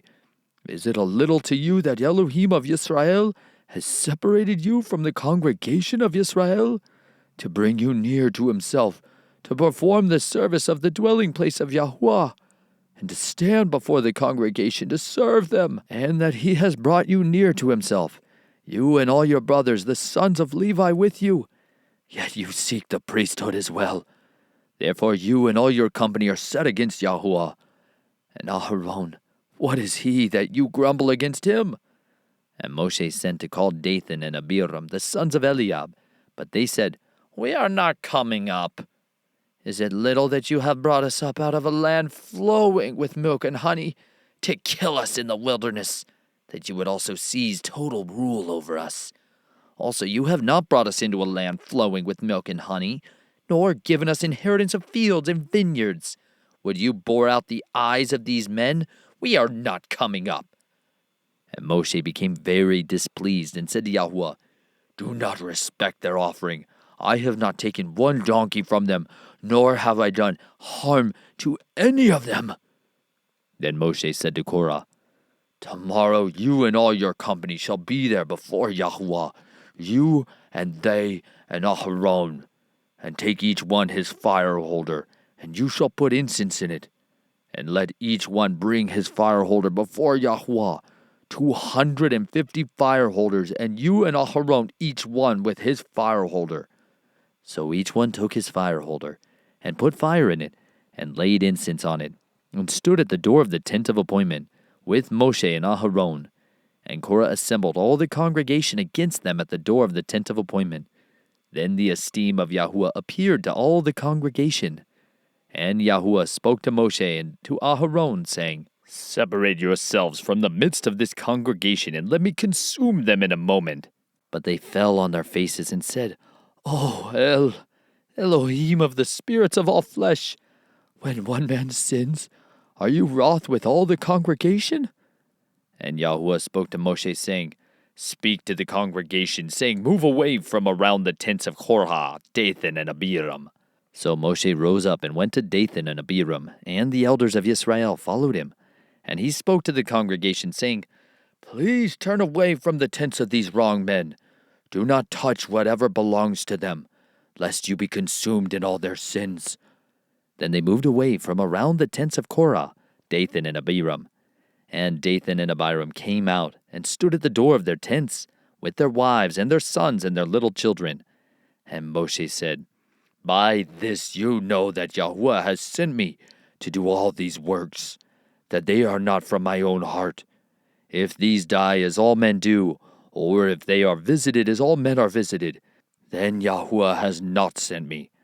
But if Yahuah creates what is unheard of, and the earth opens its mouth and swallows them up with all that belongs to them, and they go down alive into Sheol, then you shall know that these men have scorned Yahuah. And it came to be as he ended speaking all these words, that the ground under them split apart, and the earth opened its mouth and swallowed them up with their households, and all the men with Korah, with all their goods. So they and all those with them went down alive into Sheol. And the earth closed over them, and they perished from the midst of the assembly. And all Israel who were round about them fled at their cry, for they said, Lest the earth swallow us up. And a fire came out from Yahuah and consumed the 250 men who were offering incense. And Yahuah spoke to Moshe, saying, Say to Eleazar, son of Aharon the priest, to pick up the fire holders out of the blaze, for they are set apart, and scatter the fire some distance away, the fire holders of these men who sinned against their own lives. Let them be made into beaten plates as a covering for them before Yahuah. Therefore they are set apart, and let them become a sign to the children of Israel.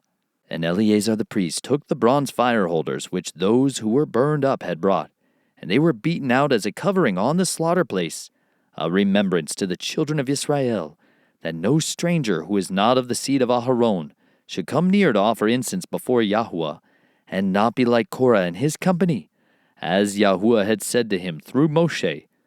But all the congregation of the children of Israel grumbled against Moshe and against Aharon on the next day, saying, You've killed the people of Yahuah.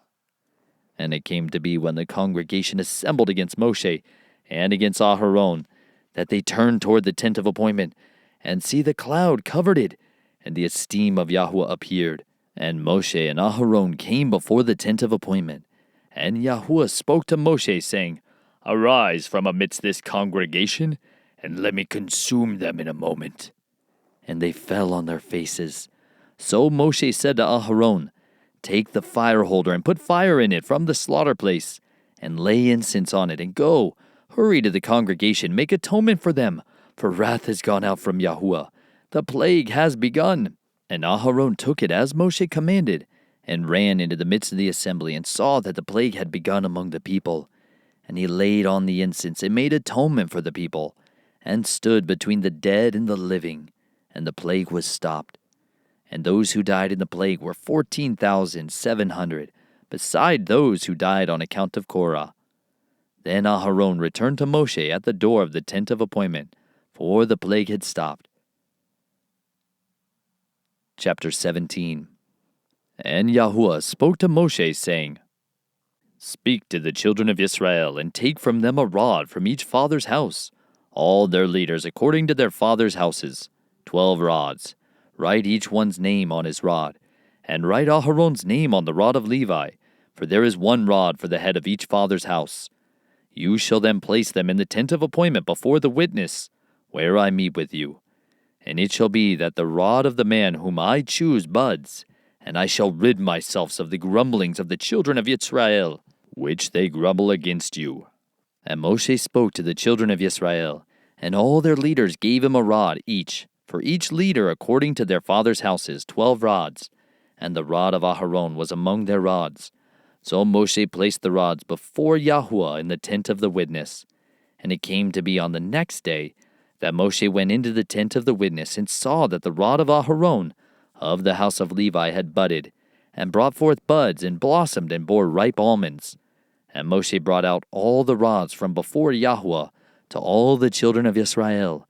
And they looked, and each man took his rod. And Yahuah said to Moshe, Bring Aharon's rod back before the witness to be kept as a sign against the rebels, so that you put an end to their grumblings against me, lest they die.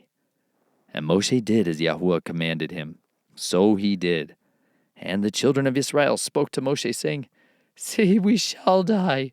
We shall perish. We shall all perish. Anyone who comes near the dwelling place of Yahuah dies. Shall we be consumed to die? Chapter 18. And Yahuah said to Aharon, You and your sons and your father's house with you are to bear the crookedness against the set-apart place, and you and your sons with you are to bear the crookedness against your priesthood. But bring with you your brothers of the tribe of Levi too, the tribe of your father, to join you, and serve you while you and your sons are with you before the tent of the witness. And they shall guard your charge, and the duty of all the tent, but they do not come near the furnishings of the set-apart place and the slaughter place, lest they die, both they and you. And they shall be joined with you, and guard the duty of the tent of appointment, for all the service of the tent, but a stranger does not come near you. And you shall guard the duty of the set-apart place, and the duty of the slaughter place, so that there be no more wrath on the children of Israel. And see, I myself have taken your brothers, the Levites, from the midst of the children of Israel, a gift to you, given by Yahuah, to do the service of the tent of appointment. But you and your sons with you are to guard your priesthood for all matters at the slaughter place, and behind the veil, and you shall serve. I have given you the priesthood as a gift for service, but the stranger who comes near is put to death.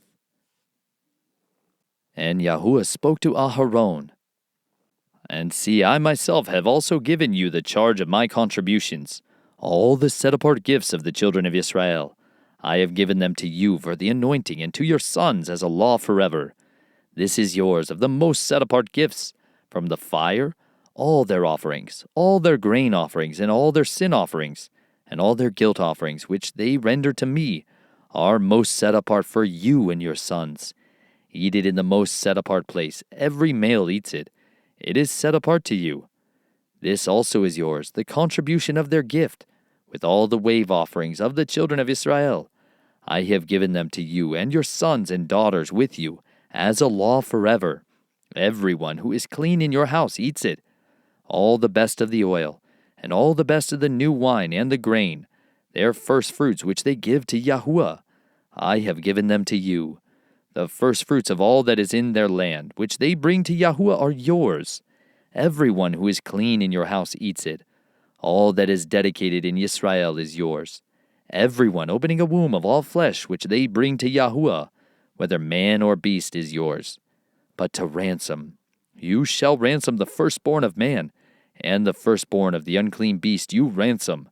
And ransom their ransomed ones when 1 new moon old, according to your valuation, 5 shekels of silver, according to the shekel of the set-apart place, which is 20 gerahs.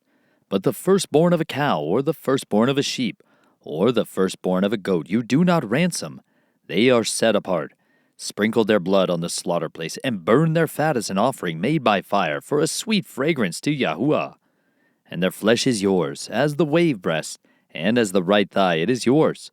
All the contributions of the set-apart gifts, which the children of Israel present to Yahuah, I have given to you and your sons and daughters with you as a law forever. It is a covenant of salt forever before Yahuah with you and your seed with you. And Yahuah said to Aharon, You are not to have an inheritance in their land, nor have any portion in their midst. I am your portion and your inheritance among the children of Israel. And see, I have given the children of Levi all the tithes in Israel as an inheritance, in return for the service which they are serving, the service of the tent of appointment. And let the children of Israel no more come near the tent of appointment, lest they bear sin and die, because the Levites shall do the service of the tent of appointment. So they themselves bear their crookedness, a law forever throughout your generations, that among the children of Israel they are to have no inheritance, but the tithes of the children of Israel, which they present as a contribution to Yahuah, I have given to the Levites as an inheritance.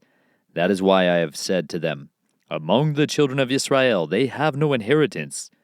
And Yahuah spoke to Moshe, saying, Speak to the Levites, and say to them, When you take from the children of Israel the tithes which I have given you, from them as your inheritance, then you shall present a contribution of it to Yahuah, a tenth of a tithe. And your contribution shall be reckoned to you as grain from the threshing floor, and as filling from the winepress. Thus you also present a contribution unto Yahuah from all your tithes which you receive from the children of Israel. And you shall give from it the contribution to Yahuah, to Aharon the priest. From all your gifts you present every contribution due to Yahuah, from all the best of them, the set apart of them. And you shall say to them, When you have presented the best of it, then the rest shall be reckoned to the Levites, as the yield of the threshing floor, and as the yield of the winepress. And you shall eat it in any place, you and your households, for it is your reward, for your service in the tent of appointment. And bear no sin because of it, when you have presented the best of it. And do not profane the set-apart gifts of the children of Israel, lest you die. Chapter 19. And Yahuah spoke to Moshe and to Aharon, saying, This is a law of the Torah which Yahuah has commanded, saying, Speak to the children of Israel, that they bring you a red heifer, a perfect one, in which there is no blemish, and on which a yoke has never come. And you shall give it to Eleazar the priest, and he shall bring it outside the camp, and shall slay it before him. And Eleazar the priest takes some of its blood with his finger, and sprinkles some of its blood 7 times toward the front of the tent of appointment. And the heifer shall be burned before his eyes. He burns its hide, and its flesh, and its blood, and its dung. And the priest shall take cedar wood, and hyssop, and scarlet, and throw them into the midst of the fire, burning the heifer. The priest shall then wash his garments, and shall bathe his body in water, and afterward come into the camp. But the priest is unclean until evening. And he who is burning it washes his garments in water, and shall bathe his body in water, and is unclean until evening. And a clean man shall gather up the ashes of the heifer, and place them outside the camp in a clean place. And they shall be kept for the congregation of the children of Israel, for the water of uncleanness. It is for cleansing from sin. And he who gathers the ashes of the heifer shall wash his garments, and is unclean until evening. And it shall be a law forever to the children of Israel, and to the sojourner who sojourns in their midst. He who touches the dead of any human being is unclean for 7 days. He is to cleanse himself with the water on the 3rd day, and on the 7th day he is clean. But if he does not cleanse himself on the 3rd day, then on the 7th day he is not clean. Anyone who touches the dead of a human being and does not cleanse himself defiles the dwelling place of Yahuah, and that being shall be cut off from Israel. He is unclean, for the water for uncleanness was not sprinkled on him. His uncleanness is still upon him. This is the Torah when a man dies in a tent. All who come into the tent, and all who are in the tent are unclean for 7 days. And every open vessel which has no cover fastened on it is unclean. Anyone in the open field who touches someone slain by a sword, or who has died, or a bone of a man, or a burial site is unclean for 7 days. And for the unclean being they shall take some of the ashes of the heifer, burnt for cleansing from sin, and running water shall be put on them in a vessel. And a clean man shall take hyssop, and dip it in the water, and shall sprinkle it on the tent, and on all the vessels, and on the beings who were there, or on the one who touched a bone, or the slain, or the dead, or a burial site. And the clean one shall sprinkle the unclean on the 3rd day, and on the 7th day. And on the 7th day he shall cleanse himself, and shall wash his garments, and bathe in water, and shall be clean in the evening. But the man who is unclean and does not cleanse himself, that being shall be cut off from among the assembly, because he has defiled the set-apart place of Yahuah. Water for uncleanness has not been sprinkled on him. He is unclean, and it shall be a law for them forever. And the one who sprinkles the water for uncleanness washes his garments, and the one who touches the water for uncleanness is unclean until evening. And whatever the unclean being touches is unclean, and the being who touches it is unclean until evening. Chapter 20. And the children of Israel, all the congregation, came into the wilderness of Zin in the first new moon, and the people stayed in Kadesh. And Miriam died there, and was buried there. Now there was no water for the congregation, and they assembled against Moshe and against Aharon. And the people contended with Moshe and spoke, saying, If only we had died when our brothers died before Yahuah. Why have you brought up the assembly of Yahuah into this wilderness, that we and our livestock should die here? And why have you brought us up out of Mitzrayim to bring us to this evil place, not a place of grain or figs or vines or pomegranates, and there's no water to drink? Then Moshe and Aharon went from the presence of the assembly to the door of the tent of appointment, and they fell on their faces. And the esteem of Yahuah appeared to them. And Yahuah spoke to Moshe, saying, Take the rod and assemble the congregation, you and your brother Aharon, and you shall speak to the rock before their eyes, and it shall give its water. And you shall bring water for them out of the rock, and give drink to the congregation and their livestock. And Moshe took the rod from before Yahuah, as he commanded him. And Moshe and Aharon assembled the assembly before the rock. And he said to them, Hear now, you rebels, shall we bring water for you out of this rock? Then Moshe lifted his hand, and struck the rock twice with his rod. And much water came out, and the congregation and their livestock drank. But Yahuah spoke to Moshe and Aharon, Because you did not believe me to set me apart in the eyes of the children of Israel. Therefore you do not bring this assembly into the land which I have given them. These were the waters of Meribah, because the children of Israel contended with Yahuah, and he was set apart among them. And Moshe sent messengers from Kadesh to the sovereign of Edom. This is what your brother Israel said. You know all the hardship that has befallen us, that our fathers went down to Mitzrayim, and we dwelt in Mitzrayim a long time, and the Mitzrites did evil to us and our fathers. And we cried out to Yahuah, and he heard our voice and sent the messenger, and brought us up out of Mitzrayim. And see, we are in Kadesh, a city on the edge of your border. Please let us pass over through your land. We shall not pass over through fields or vineyards, nor drink water from wells. We shall go along the sovereign's highway. We shall not turn aside, right or left, until we have passed over your border. But Edom said to him, You did not pass over through me, lest I come out against you with the sword. And the children of Israel said to him, We shall go by the highway, and if I or my livestock drink any of your water, then I shall pay for it. Let me only pass over on foot without a word.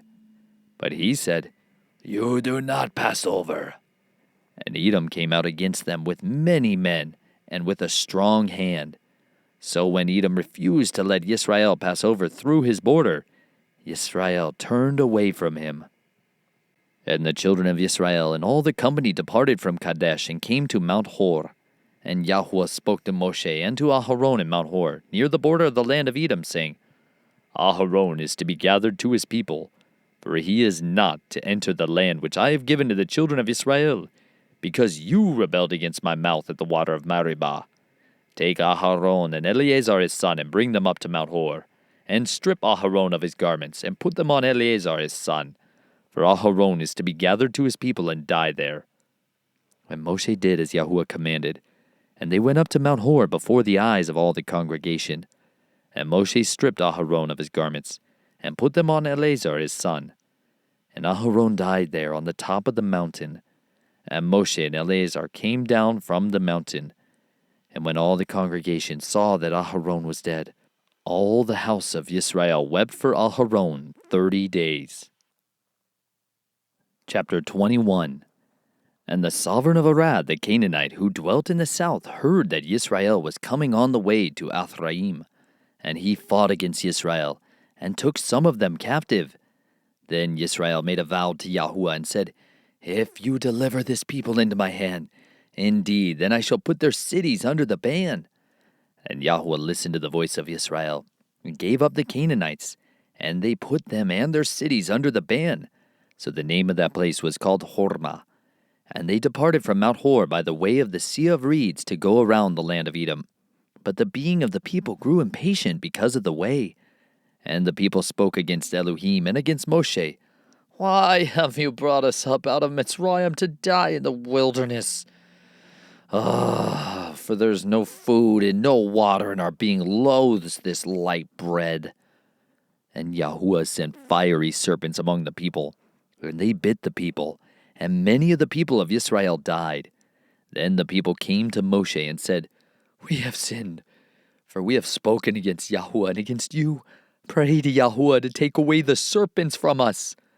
So Moshe prayed on behalf of the people, and Yahuah said to Moshe, Make a fiery serpent and set it on a pole, and it shall be that everyone who is bitten, when he looks at it, shall live. So Moshe made a bronze serpent and put it on a pole, and it came to be if a serpent had bitten anyone, when he looked at the bronze serpent, he lived. And the children of Israel set out and encamped in Oboth. And they departed from Oboth and camped at Ayi ha-Abarim, in the wilderness which is east of Moab, toward the sunrise. From there they set out and camped at the Wadi Zered. From there they set out and camped on the other side of the Arnon, which is in the wilderness that extends from the border of the Amorites. For the Arnon is the border of Moab, between Moab and the Amorites. Therefore it is said in the book of the battles of Yahuah, Waheb in Suphah, the Wadi Arnon, and the slope of the wadi that turns aside to the dwelling of Ar, and lies on the border of Moab. And from there on to Peor, which is the well where Yahuah said to Moshe, Gather the people and let me give them water. Yisrael then sang this song, Spring up, a well, sing to it, a well that the leaders sank, which the nobles of the people dug with their staves, by the word of the inscriber.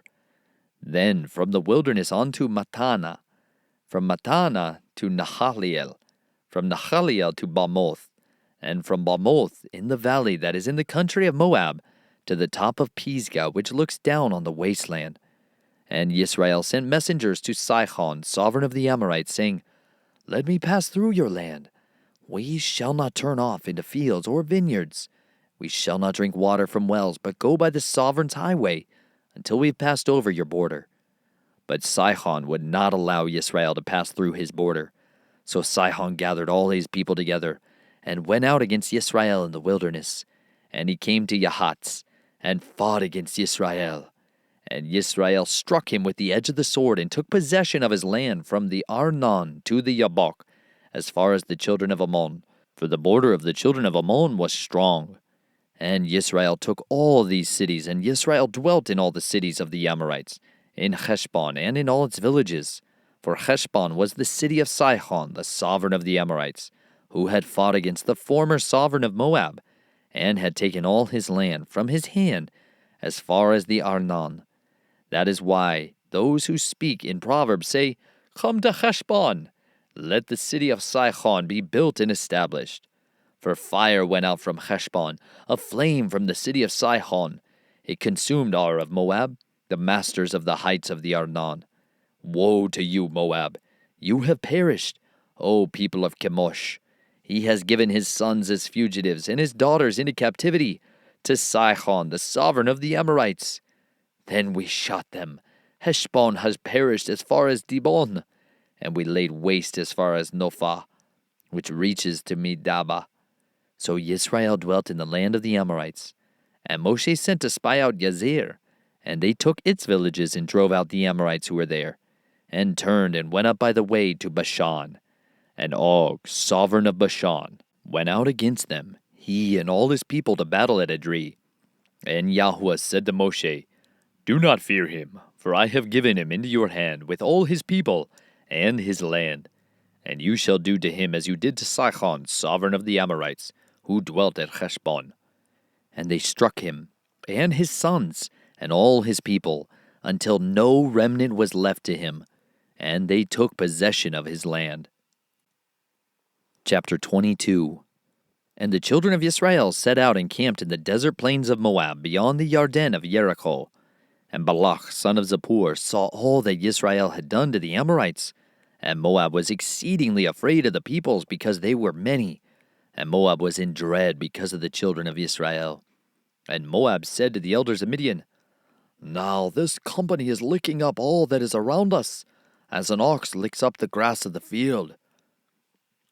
Now Balak, son of Zippor, was sovereign of the Moabites at that time, and he sent messengers to Balaam, son of Peor, at Peor, which is near the river in the land of the sons of his people, to call him, saying, "See, a people has come from Mitzrayim. See, they have covered the surface of the land, and are settling next to me. And now please come at once, curse this people for me, for they are too strong for me. It might be that I strike them and drive them out of the land, for I know that he whom you bless is blessed, and he whom you curse is cursed." Whom the elders of Moab and the elders of Midian left with the fees of divination in their hands. And they came to Balaam and spoke the words of Balak to him. And he said to them, "Spend the night here, and I shall bring back word to you, as Yahuah speaks to me." So the heads of Moab stayed with Balaam. And Elohim came to Balaam and said, "Who are these men with you?" And Balaam said to Elohim, "Balak, son of Zippor, sovereign of Moab, has sent to me, saying, 'See, a people has come out of Mitzrayim, and covered the surface of the land. Come now, curse them for me. It might be that I am able to fight against them and drive them out.' And Elohim said to Balaam, "Do not go with them. You do not curse the people, for they are blessed." And Balaam rose in the morning, and said to the heads of Balak, "Go back to your land, for Yahuah has refused to allow me to go with you." And the heads of Moab arose and went to Balak and said, "Balaam refuses to come with us." Then Balak again sent heads more numerous and more esteemed than they. And they came to Balaam and said to him, "This is what Balak, son of Zippor, said. Do not be withheld from coming to me, please, for I esteem you very greatly, and whatever you say to me I do. Therefore please come, curse this people for me." And Balaam answered and said to the servants of Balak, "Though Balak were to give me his house filled with silver and gold, I am unable to go beyond the word of Yahuah my Elohim, to do less or more. And now please, you also stay here tonight, and let me find out what more Yahuah says to me." And Elohim came to Balaam at night and said to him, "If the men come to call you, rise and go with them, but only the word which I speak to you, that you do." And Balaam rose in the morning and saddled his donkey and went with the heads of Moab. But the displeasure of Elohim burned because he went. And the messenger of Yahuah stationed himself in the way as an adversary against him. And he was riding on his donkey, and his 2 servants were with him.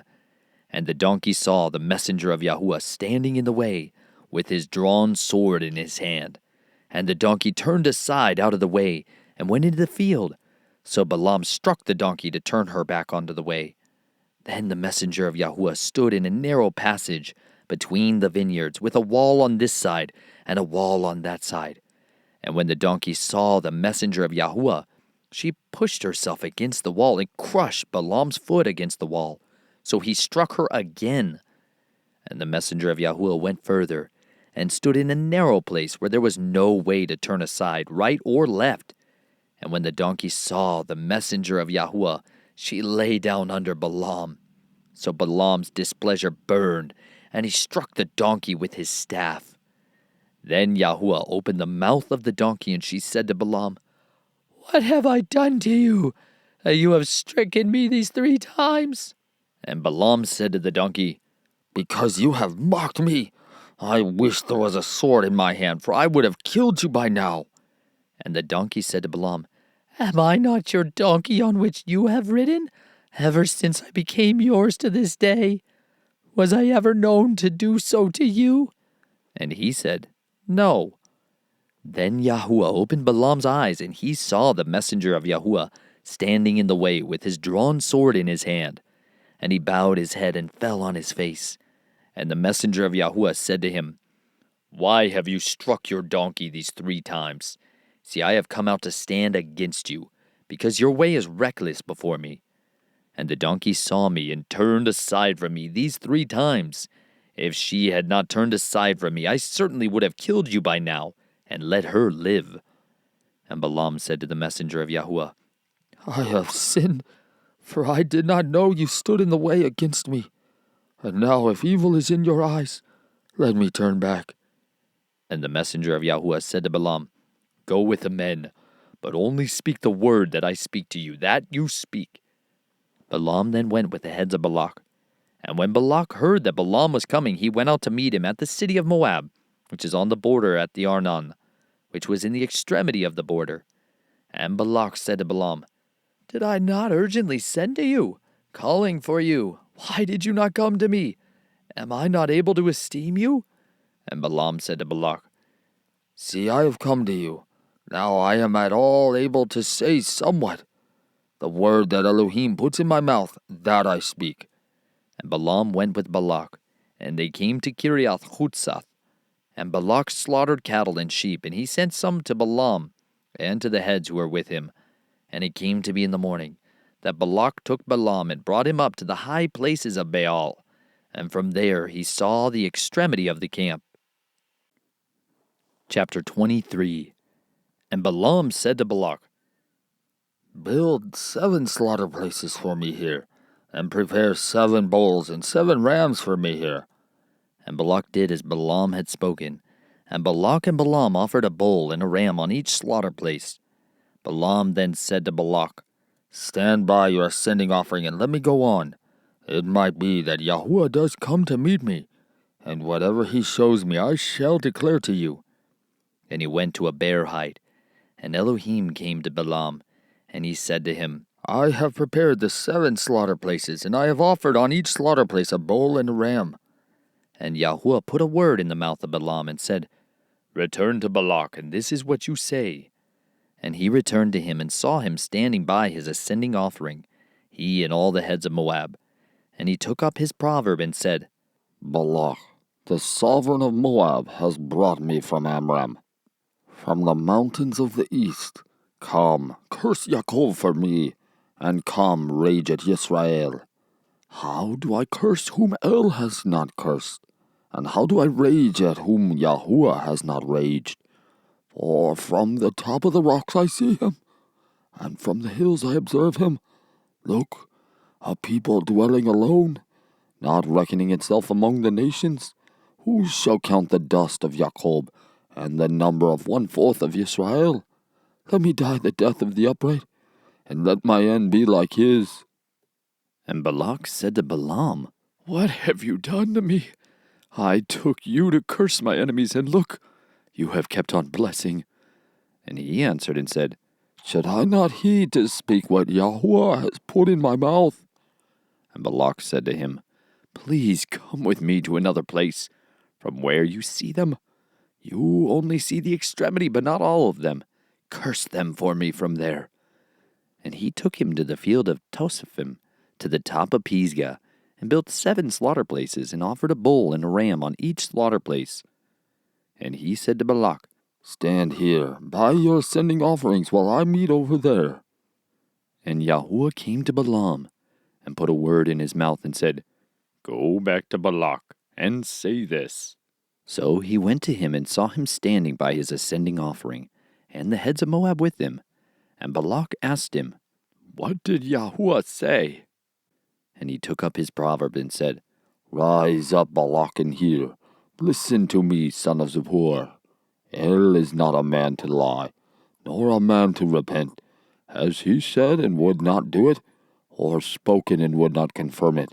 See, I have received to bless, and he has blessed, and I do not reverse it. He has not looked upon wickedness in Jacob, nor has he seen trouble in Israel. Yahuah his Elohim is with him, and the shout of a sovereign is in him. El, who brought them out of Mitzrayim, is for them like the horns of a wild ox. For there is no sorcery against Jacob, nor is there any divination against Israel.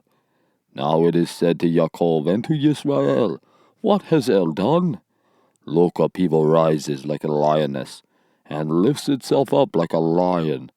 It lies not down until it devours the prey, and drinks the blood of the slain. And Balak said to Balaam, Do not curse them at all, nor bless them at all.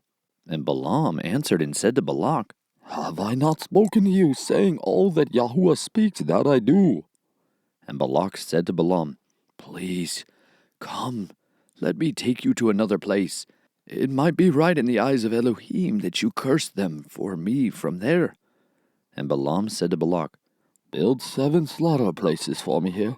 Prepare 7 bulls and 7 rams for me here." And Balak did as Balaam had said, and offered a bull and a ram on each slaughter place. Chapter 24. And when Balaam saw that it pleased Yahuah to bless Israel, he did not go as at other times to seek to use sorcery, but he set his face toward the wilderness. And Balaam lifted up his eyes and saw Israel encamped according to their tribes. And the spirit of Elohim came upon him. And he took up his proverb and said, "The saying of Balaam, son of Peor, and the saying of the man whose eyes are opened, the saying of him who hears the words of El, who sees the vision of the Almighty, who falls down with eyes open wide. How good are your tents, O Yaakov, your dwellings, O Israel! Like wadis that stretch out, like gardens by a river, like aloes planted by Yahuah, like cedars beside water. He makes water flow from his buckets, and his seed is in many waters. His sovereign is higher than Agag, and his reign is exalted. El, who brought him out of Mitzrayim, is for them like the horns of a wild ox. He devours nations, his enemies, and he breaks their bones. And with his arrows he smites. He bowed down, he lay down like a lion. Who would rouse him? Blessed is he who blesses you, and cursed is he who curses you." Then the displeasure of Balak turned against Balaam, and he struck his hands together. Balak then said to Balaam, "I summoned you to curse my enemies, and see, you have kept on blessing these 3 times. And now flee to your place. I said I would greatly esteem you, and see, Yahuah has kept you back from esteem." And Balaam said to Balak, "Did I not also speak to your messengers, whom you sent to me, saying, If Balak should give me his house filled with silver and gold, I am unable to go beyond the word of Yahuah, to do either good or evil of my own heart. What Yahuah speaks, that I speak. And now see, I am going to my people. Come, let me advise you what this people is going to do to your people in the latter days." And he took up his proverb and said, "The saying of Balaam, son of Peor, and the saying of the man whose eyes are opened, the saying of him who hears the words of El, and knows the knowledge of the Most High, who sees the vision of the Almighty, who falls down with eyes open wide. I see him, but not now. I observe him, but not near. A star shall come out of Jacob, and a scepter shall rise out of Israel, and shall smite the corners of Moab, and shall destroy all the sons of Sheth. And Edom shall be a possession, and Seir shall be a possession, enemies. And Israel is doing mightily, and out of Jacob one shall rule, and destroy the remnant from Ar." He then looked at Amalek, and took up his proverb and said, "Amalek was first among the nations, but his latter end is to perish forever." He then looked on the Canaanites, and he took up his proverb and said, "Firm is your dwelling place, and your nest is set in the rock. But Cain is to be burned. Till when does Asher keep you captive?" And he took up his proverb and said, "Oh, who does live when El does this? And ships shall come from the coast of Kittim, and they shall afflict Asher, and afflict Eber, and so shall he also perish." And Balaam arose and left, and returned to his place. And Balak also went his way. Chapter 25. And Israel dwelt in Shittim, and the people began to whore with the daughters of Moab. And they invited the people to slaughterings of their mighty ones. And the people ate, and bowed down to their mighty ones. Thus Israel was joined to Baal Peor, and the displeasure of Yahuah burned against Israel. And Yahuah said to Moshe, "Take all the leaders of the people, and hang them up before Yahuah, before the sun, so that the burning displeasure of Yahuah turns away from Israel." And Moshe said to the judges of Israel, "Each one of you kill his men who are joined to Baal Peor." And see, one of the children of Israel came and brought to his brothers a Midianite woman, before the eyes of Moshe, and before the eyes of all the congregation of the children of Israel, who were weeping at the door of the tent of appointment. And when Phinehas, son of Eleazar, son of Aharon the priest, saw it, he rose up from among the congregation, and took a spear in his hand, and he went after the man of Israel into the tent, and thrust both of them through, the man of Israel and the woman through her belly. Thus the plague among the children of Israel came to a stop, and those who died in the plague were 24,000. And Yahuah spoke to Moshe, saying, Phinehas, son of Eleazar, son of Aharon the priest, has turned back my wrath from the children of Israel, because he was ardent with my ardor in their midst, so that I did not consume the children of Israel in my ardor. Therefore say to him, See, I am giving him my covenant of peace, and it shall be to him and to his seed after him a covenant of an everlasting priesthood, because he was ardent for Elohim, and made atonement for the children of Israel. And the name of the man of Israel who was struck with the Midianite woman, was Zimri, son of Salu, a leader of a father's house among the Shimonites. And the name of the Midianite woman who was struck was Cosbi, the daughter of Zur. He was head of the people of a father's house in Midian. And Yahuah spoke to Moshe, saying, Distress the Midianites, and you shall strike them, for they distressed you with their tricks, with which they deceived you in the matter of Peor, and in the matter of Cosbi, the daughter of a leader of Midian, their sister, who was struck in the day of the plague because of Peor. Chapter 26. And it came to be after the plague that Yahuah spoke to Moshe and Eleazar, son of Aharon the priest, saying, Take a census of all the congregation of the children of Israel, from 20 years old and above, by their fathers' houses, everyone going out to the army in Israel. So Moshe and Eleazar the priest spoke with them in the desert plains of Moab, by the Yarden of Jericho, saying, Take a census of the people from 20 years old and above, as Yahuah commanded Moshe, and the children of Israel who came out of the land of Mitzrayim.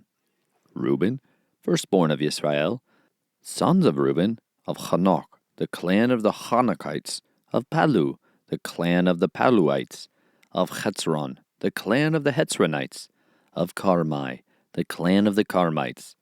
These are the clans of the Reubenites, and their registered ones were 43,730. And the sons of Palu, Eliab, and the sons of Eliab, Nemuel, and Dathan, and Abiram. This Dathan and Abiram were the called ones of the congregation who contended against Moshe and against Aharon in the company of Korah, when they contended against Yahuah. And the earth opened its mouth and swallowed them up together with Korah, when that company died, when the fire consumed 250 men, and they became a sign. But the sons of Korah did not die. Sons of Shimon, according to their clans, of Nemuel, the clan of the Nemuelites, of Yamin, the clan of the Yaminites, of Yakin, the clan of the Yakinites, of Zerach, the clan of the Zerachites, of Shaul, the clan of the Shaulites. These are the clans of the Shimeonites, 22,200. Sons of Gad, according to their clans, of Zephon, the clan of the Zephonites, of Haggai, the clan of the Haggites, of Shunai, the clan of the Shunites, of Ozni, the clan of the Oznites, of Eri, the clan of the Erites, of Erod, the clan of the Erodites, of Arele, the clan of the Arelites. These are the clans of the sons of Gad, according to their registered ones, 40,500. Sons of Yehudah, and Onan. And and Onan died in the land of Canaan. And sons of Yehudah, according to their clans, of Shelah, the clans of the Shelonites, of Peretz, the clan of the Perizzites, of Zerach, the clan of the Zerachites, and sons of Peretz, of Hetzron, the clan of the Hetzronites, of Hamul, the clan of the Hamulites. These are the clans of Yehudah, according to their registered ones, 76,500. Sons of Yissachar, according to their clans, of Tola, the clan of the Toalites, of Puah, the clan of the Punites, of Yashub, the clan of the Yashubites, of Shimron, the clan of the Shimronites. These are the clans of Yissachar, according to their registered ones, 64,300. Sons of Zebulun, according to their clans, of Sered, the clan of the Seredites, of Elon, the clan of the Elonites, of Yachleel, the clan of the Yachleelites. These are the clans of the Zebulunites, according to their registered ones, 60,500. Sons of Yosef, according to their clans, by Manasseh and Ephraim, sons of Manasseh, of Machir, the clan of the Machirites, and Machir brought forth Gilead, of Gilead, the clan of the Gileadites. These are the sons of Gilead, of Yezer, the clan of the Yezerites, of Helek, the clan of the Helekites, of Asriel, the clan of the Asrielites, of Shechem, the clan of the Shechemites, of Shemida, the clan of the Shemidites, of Hepher, the clan of the Hepherites. And Zelophehad, son of Hepher, had no sons but daughters, and the names of the daughters of Zelophehad, Machlah, and Noah, Haglah, Milcah, and Tirzah. These are the clans of Manasseh, and their registered ones, 52,700. These are the sons of Ephraim, according to their clans. Shuthleh, the clan of the Shuhathlites, of Becher, the clan of the Bachrites, of Tachan, the clan of the Tachanites. And these are the sons of Shuthalah, of Aran, the clan of the Aaronites. These are the clans of the sons of Ephraim, according to their registered ones, 32,500. These are the sons of Yosef, according to their clans. Sons of Benjamin, according to their clans, of Bela, the clan of the Bealites, of Ashbal, the clan of the Ashbalites, of Ahiram, the clan of the Ahiramites, of Shephupham, the clan of the Shephuphamites, of Hupham, the clan of the Huphamites. And sons of Bela were Ard and Naaman, of Ard, the clan of the Ardites, of Naaman, the clan of the Naamites. These are sons of Benjamin, according to their clans, and the registered ones, 45,600. These are sons of Dan, according to their clans, of Shucham, the clan of the Shuchamites. These are the clans of Dan, according to their clans. All the clans of the Shuchamites, according to their registered ones, 64,400. Sons of Asher, according to their clans, of Yimnah, the clan of the Yimnahites, of Yishwi, the clan of the Yishwites, of Beriah, the clan of the Berites, of the sons of Beriah, of Heber, the clan of the Heberites, of Malchiel, the clan of the Malchielites. And the name of the daughter of Asher was Serach. These are the clans of the sons of Asher, according to their registered ones, 53,400. Sons of Naphtali, according to their clans, of Yatziel, the clan of the Yatzielites, of Guni, the clan of the Gunites, of Yetzer, the clan of the Yetzerites, of Shalem, the clan of the Shalemites. These are the clans of Naphtali, according to their clans, and their registered ones, 45,400. These are the registered ones of the children of Israel, 601,730. And Yahuah spoke to Moshe, saying, The land is to be divided to these as an inheritance, according to the number of names. To the large one you give a larger inheritance, and to the small one you give a smaller inheritance. Each one shall be given its inheritance according to their registered ones. But the land is divided by lot. They inherit according to the names of the tribes of their fathers. According to the lot their inheritance is divided between the larger and the smaller. And these are the registered ones of the clans of the Levites, according to their clans. Of Gershon, the clan of the Gershonites. Of Kehath, the clan of the Kehathites. Of Merari, the clan of the Merarites. These are the clans of the Levites. The clan of the Libnites, the clan of the Hebronites. The clan of the Machlites, the clan of the Mushites, and the clan of the Korahites. And Kehath brought forth Amram. And the name of Amram's wife was Jochebed, the daughter of Levi, who was born to Levi in Mitzrayim. And to Amram she bore Aharon and Moshe, and their sister Miriam. And to Aharon were born Nadab and Abihu, Eleazar and Ithamar. And Nadab and Abihu died when they brought strange fire before Yahuah. And their registered ones were 23,000, every male from a new moon old and above. For they were not registered among the other children of Israel, because there was no inheritance given to them among the children of Israel. These are the ones registered by Moshe and Eleazar the priest, who registered the sons of Israel in the desert plains of Moab, by the Yarden of Jericho.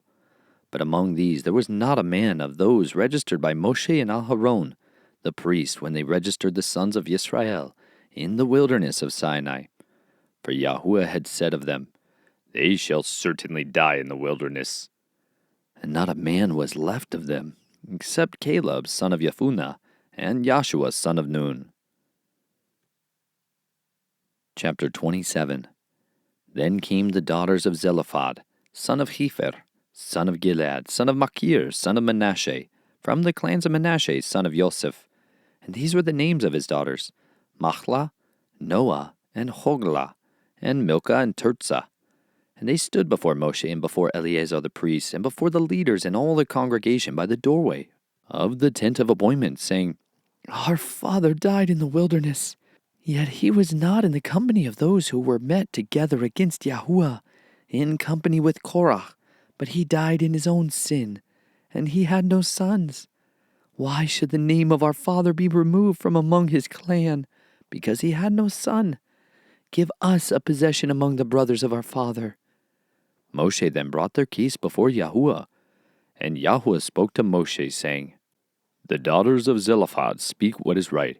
You should certainly give them a possession of inheritance among their father's brothers, and cause the inheritance of their father to pass to them, and speak to the children of Israel, saying, When a man dies and has no son, then you shall cause his inheritance to pass to his daughter, and if he has no daughter, then you shall give his inheritance to his brothers. And if he has no brothers, then you shall give his inheritance to his father's brothers. And if his father has no brothers, then you shall give his inheritance to the nearest relative in his clan, and he shall possess it. And it shall be to the children of Israel a law of right ruling, as Yahuah commanded Moshe. And Yahuah said to Moshe, Go up into this Mount Abiram, and see the land which I have given to the children of Israel. And when you have seen it, you also shall be gathered to your people as Aharon your brother was gathered, because you rebelled against my mouth in the wilderness of Zin, in the strife of the congregation, to set me apart at the waters before their eyes. These were the waters of Meribah, at Kadesh in the wilderness of Zin. And Moshe spoke to Yahuah, saying, Let Yahuah, the Elohim of the spirits of all flesh, appoint a man over the congregation, who goes out before them and comes in before them, who leads them out and brings them in, so that the congregation of Yahuah be not like sheep without a shepherd. And Yahuah said to Moshe, Take Joshua son of Nun with you, a man in whom is the Spirit, and you shall lay your hand on him, and shall set him before Eleazar the priest, and before all the congregation, and give him command before their eyes, and shall put some of your esteem upon him, so that all the congregation of the children of Israel obey him. And he is to stand before Eleazar the priest, who shall inquire before Yahuah for him by the right ruling of the Urim. At his word they go out, and at his word they come in, both he and all the children of Israel with him, all the congregation. And Moshe did as Yahuah commanded him, and took Joshua and set him before Eleazar the priest, and before all the congregation, and laid his hands on him and commissioned him, as Yahuah commanded by the hand of Moshe. Chapter 28. And Yahuah spoke to Moshe, saying, Command the children of Israel, and you shall say to them, Take heed to bring my offering, my food for my offerings made by fire as a sweet fragrance to me, at their appointed time. And you shall say to them, This is the offering made by fire, which you bring to Yahuah, 2 male lambs a year old, perfect ones, daily, a continual ascending offering. The one lamb you prepare in the morning, and the other lamb you prepare between the evenings, with 1/10 of an ephah of fine flour as a grain offering mixed with 1/4 of a hin of pressed oil, a continual ascending offering which was offered at Mount Sinai for a sweet fragrance, an offering made by fire to Yahuah, and its drink offering, 1/4 of a hin for each lamb. Pour out the drink to Yahuah as an offering in the set-apart place, and the other lamb you prepare between the evenings, as the morning grain offering and its drink offering. You prepare it as an offering made by fire, a sweet fragrance to Yahuah. And on the Sabbath day, 2 lambs a year old, perfect ones, and 2/10 of an ephah of fine flour as a grain offering mixed with oil, with its drink offering. the ascending offering for every Sabbath, besides the continual ascending offering with its drink offering. And on the beginning of your new moons you bring near an ascending offering to Yahuah, 2 young bulls and 1 ram, and 7 lambs a year old, perfect ones, 3/10 of an ephah of fine flour as a grain offering, mixed with oil, for each bull, 2 lengths of an ephah of fine flour as a grain offering mixed with oil, for the 1 ram, and 1/10 of an ephah of fine flour mixed with oil as a grain offering for each lamb, as an ascending offering of sweet fragrance, an offering made by fire to Yahuah. And their drink offering is half a hin of wine for a bull, and 1/3 of a hin for a ram, and 1/4 of a hin for a lamb. This is the ascending offering for each new moon throughout the new moons of the year.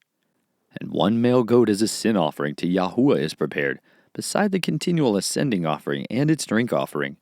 And in the first new moon on the 14th day is the Pesach of Yahuah. And on the 15th day of this new moon is a festival. For 7 days unleavened bread is eaten. On the first day is a set-apart gathering. You do no servile work. And you shall bring near an offering made by fire, as an ascending offering to Yahuah, 2 young bulls and 1 ram, and 7 lambs a year old, perfect ones, they are for you. And their grain offering, fine flour mixed with oil. Prepare 3/10 of an ephah for a bull, and 2/10 for a ram. Prepare 1/10 of an ephah for each of the 7 lambs, and 1 goat as a sin offering to make atonement for you. Prepare these beside the ascending offering of the morning, which is for a continual ascending offering.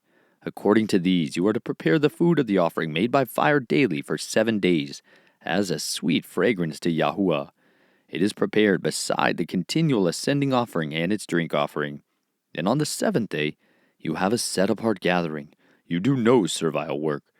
And on the day of the first fruits, when you bring a new grain offering to Yahuah at your festival of Shavuot, you have a set-apart gathering. You do no servile work. And you shall bring near an ascending offering as a sweet fragrance to Yahuah, 2 young bulls, 1 ram, and 7 lambs a year old, with their grain offerings of fine flour mixed with oil, 3/10 of an ephah for each bull, 2/10 for the 1 ram, 1/10 for each of the 7 lambs, 1 male goat to make atonement for you. Perfect ones they are for you. Prepare them with their drink offerings, besides the continual ascending offerings with its grain offering. Chapter 29.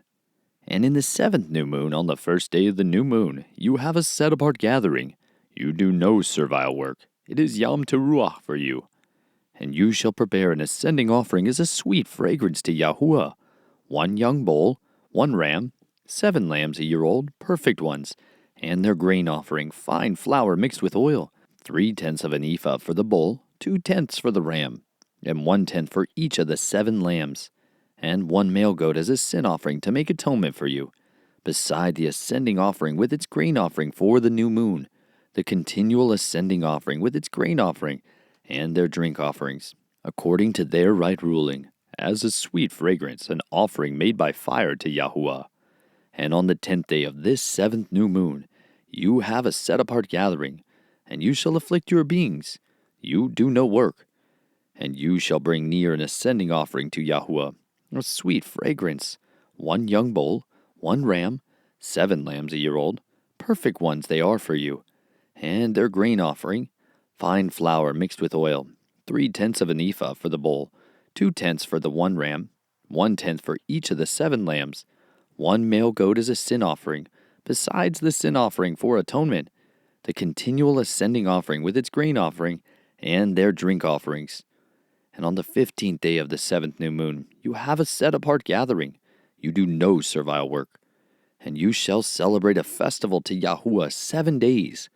And you shall bring near an ascending offering, an offering made by fire, a sweet fragrance to Yahuah, 13 young bulls, 2 rams, 14 lambs a year old, perfect ones they are, and their grain offering, fine flour mixed with oil, 3/10 of an ephah for each of the 13 bulls, 2/10 for each of the 2 rams, and 1/10 for each of the 14 lambs, and 1 male goat as a sin offering, beside the continual ascending offering, its grain offering and its drink offering.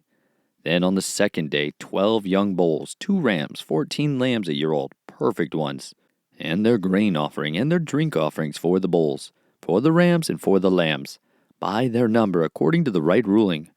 And 1 male goat as a sin offering, beside the continual ascending offering with its grain offering and their drink offerings. And on the 3rd day 11 bulls, 2 rams, 14 lambs a year old, perfect ones, and their grain offerings and their drink offerings, for the bulls, for the rams, and for the lambs, by their number according to the right ruling. And 1 goat as a sin offering, beside the continual ascending offering, its grain offering and its drink offering. Then on the 4th day 10 bulls, 2 rams, 14 lambs a year old, perfect ones, and their grain offering and their drink offerings, for the bulls, for the rams, and for the lambs, by their number, according to the right ruling. And 1 male goat as a sin offering, besides the continual ascending offering, its grain offering and its drink offering. Then on the 5th day 9 bulls, 2 rams, 14 lambs a year old, perfect ones, and their grain offering and their drink offerings, for the bulls, for the rams, and for the lambs, by their number according to the right ruling. 1 goat is a sin offering, besides the continual ascending offering, its grain offering and its drink offering. Then on the 6th day 8 bulls, 2 rams, 14 lambs a year old, perfect ones, and their grain offering and their drink offerings, for the bulls, for the rams, and for the lambs, by their number according to the right ruling. And 1 goat is a sin offering, besides the continual ascending offering, its grain offering and its drink offering.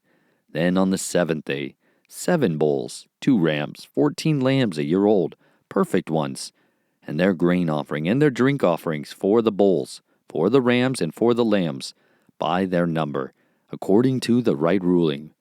And 1 goat is a sin offering, besides the continual ascending offering, its grain offering and its drink offering. On the 8th day you have an assembly, you do no servile work, and you shall bring near an ascending offering, an offering made by fire, a sweet fragrance to Yahuah. 1 bull, 1 ram, 7 lambs a year old, perfect ones, their grain offering and their drink offerings, for the bull, for the ram, and for the lambs, by their number according to the right ruling. And 1 goat is a sin offering, besides the continual ascending offering, its grain offering and its drink offering. These you prepare to Yahuah at your appointed times, besides your vowed offerings and your voluntary offerings, as your ascending offerings and your grain offerings, as your drink offerings and your peace offerings. And Moshe spoke to the children of Israel according to all Yahuah had commanded Moshe. Chapter 30. And Moshe spoke to the heads of the tribes concerning the children of Israel, saying, This is the word which Yahuah has commanded. When a man vows a vow to Yahuah, or swears an oath to bind himself by some agreement, he does not break his word. He does according to all that comes out of his mouth. Or if a woman vows a vow to Yahuah, and binds herself by some agreement while in her father's house in her youth, and her father hears her vow, and the agreement by which she has bound herself, and her father has kept silent towards her, then all her vows shall stand, and every agreement with which she has bound herself stands. But if her father forbids her on the day that he hears, then none of her vows nor her agreements by which she has bound herself stand. And Yahuah pardons her, because her father has forbidden her. But if she at all belongs to a husband, while bound by her vows, or by a rash utterance from her lips, by which she bound herself, and her husband hears it, and he has kept silent towards her, on the day that he hears, then her vows shall stand, and her agreements by which she bound herself do stand. But if her husband forbids her on the day that he hears it, then he has nullified her vow which she vowed, and the rash utterance of her lips, by which she bound herself, and Yahuah pardons her. But any vow of a widow or a divorced woman, by which she has bound herself, stands against her, and if she vowed in her husband's house, or bound herself by an agreement with an oath, and her husband heard it, and has kept silent towards her, and did not forbid her, then all her vows shall stand, and every agreement by which she bound herself stands. But if her husband clearly nullified them on the day he heard them, then whatever came from her lips, concerning her vows or concerning the agreement binding her, it does not stand. Her husband has nullified them, and Yahuah pardons her. Every vow and binding oath to afflict her being, let her husband confirm it, or let her husband nullify it. But if her husband is altogether silent at her from day to day, then he confirms all her vows or all the agreements that bind her. He confirms them because he kept silent towards her on the day that he heard. But if he nullifies them after he has heard, then he shall bear her crookedness. These are the laws which Yahuah commanded Moshe between a man and his wife, and between a father and his daughter, in her youth in her father's house. Chapter 31. And Yahuah spoke to Moshe, saying, Take vengeance for the children of Israel on the Midianites. After that you are to be gathered to your people. And Moshe spoke to the people, saying, Arm some of yourselves for the campaign, and let them go against the Midianites to take vengeance for Yahuah on Midian. Send 1,000 from each tribe of all the tribes of Israel for the campaign. So there were supplied from the tribes of Israel 1,000 from each tribe, 12,000 armed ones for the campaign. And Moshe sent them on the campaign, 1,000 from each tribe, them and Phinehas, son of Eleazar the priest, on the campaign, with the set-apart utensils and the trumpets for sounding in his hand. And they fought against the Midianites, as Yahuah commanded Moshe, and killed all the males. And they killed the sovereigns of Midian, with the rest of those who were pierced, Iwi, and Rechem, and Zur, and Hur, and Reba, the 5 sovereigns of Midian. And they killed Balaam, son of Peor, with the sword. And the sons of Israel took all the women of Midian captive, with their little ones, and took as spoil all their livestock and all their possessions. And they burned with fire all the cities where they dwelt, and all their settlements. And they took all the spoil and all the booty, both man and beast. And they brought the captives and the booty and the spoil to Moshe, and to Eleazar the priest, and to the congregation of the children of Israel, to the camp in the desert plains of Moab, by the Yarden of Jericho. And Moshe and Eleazar the priest, and all the leaders of the congregation went to meet them outside the camp. But Moshe was wroth with the officers of the army, with the commanders of thousands and commanders of hundreds, who had come from the campaign. And Moshe said to them, Have you kept all the women alive? Look, they are the ones who caused the children of Israel, through the word of Balaam, to trespass against Yahuah in the matter of Peor. And there was a plague among the congregation of Yahuah. And now kill every male among the little ones, and every woman who has known a man by lying with a man you shall kill. But keep alive for yourselves all the female children who have not known a man by lying with a man. And you, camp outside the camp 7 days. Whoever has killed any being, and whoever has touched any slain, cleanse yourselves and your captives on the 3rd day and on the 7th day. And cleanse every garment and every object of leather, and all the work of goat's hair, and every object of wood. And Eleazar the priest said to the men of the campaign who went to the battle, This is the law of the Torah which Yahuah commanded Moshe. Only the gold, and the silver, the bronze, the iron, the tin, and the lead, every object that passes through the fire, you put through the fire, and it shall be clean. Only let it be cleansed with water for uncleanness. And whatever does not pass through the fire, you pass through water. And you shall wash your garments on the 7th day, and be clean, and afterwards come into the camp. And Yahuah spoke to Moshe, saying, Count up the plunder that was taken of man and of beast, you and Eleazar the priest, and the heads of the fathers of the congregation. And you shall divide the plunder into 2 parts, between those who took part in the battle, who went out on the campaign, and all the congregation. And set aside a levy for Yahuah on the men of battle, who went out on the campaign, 1 out of every 500 of man, and of the cattle, and of the donkeys, and of the sheep. Take it from their half, and give it to Eleazar the priest as a contribution to Yahuah.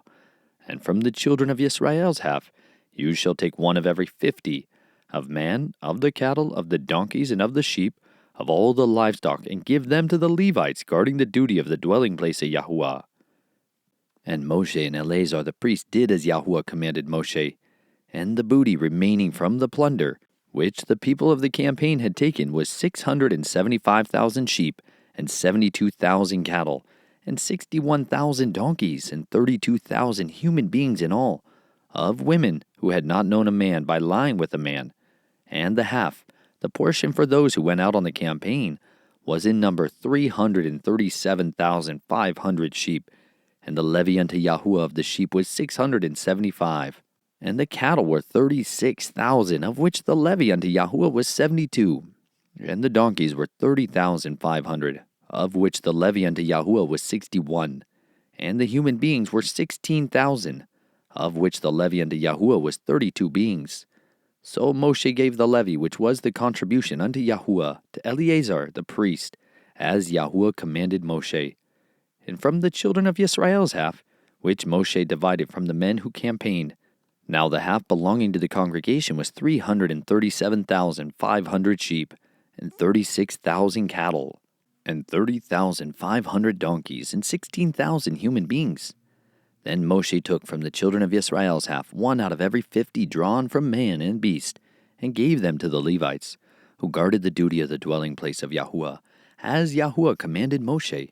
And the officers who were over thousands of the campaign, the commanders of thousands and commanders of hundreds, came near to Moshe, and they said to Moshe, Your servants have taken account of the fighting men under our command, and not a man of us is missing.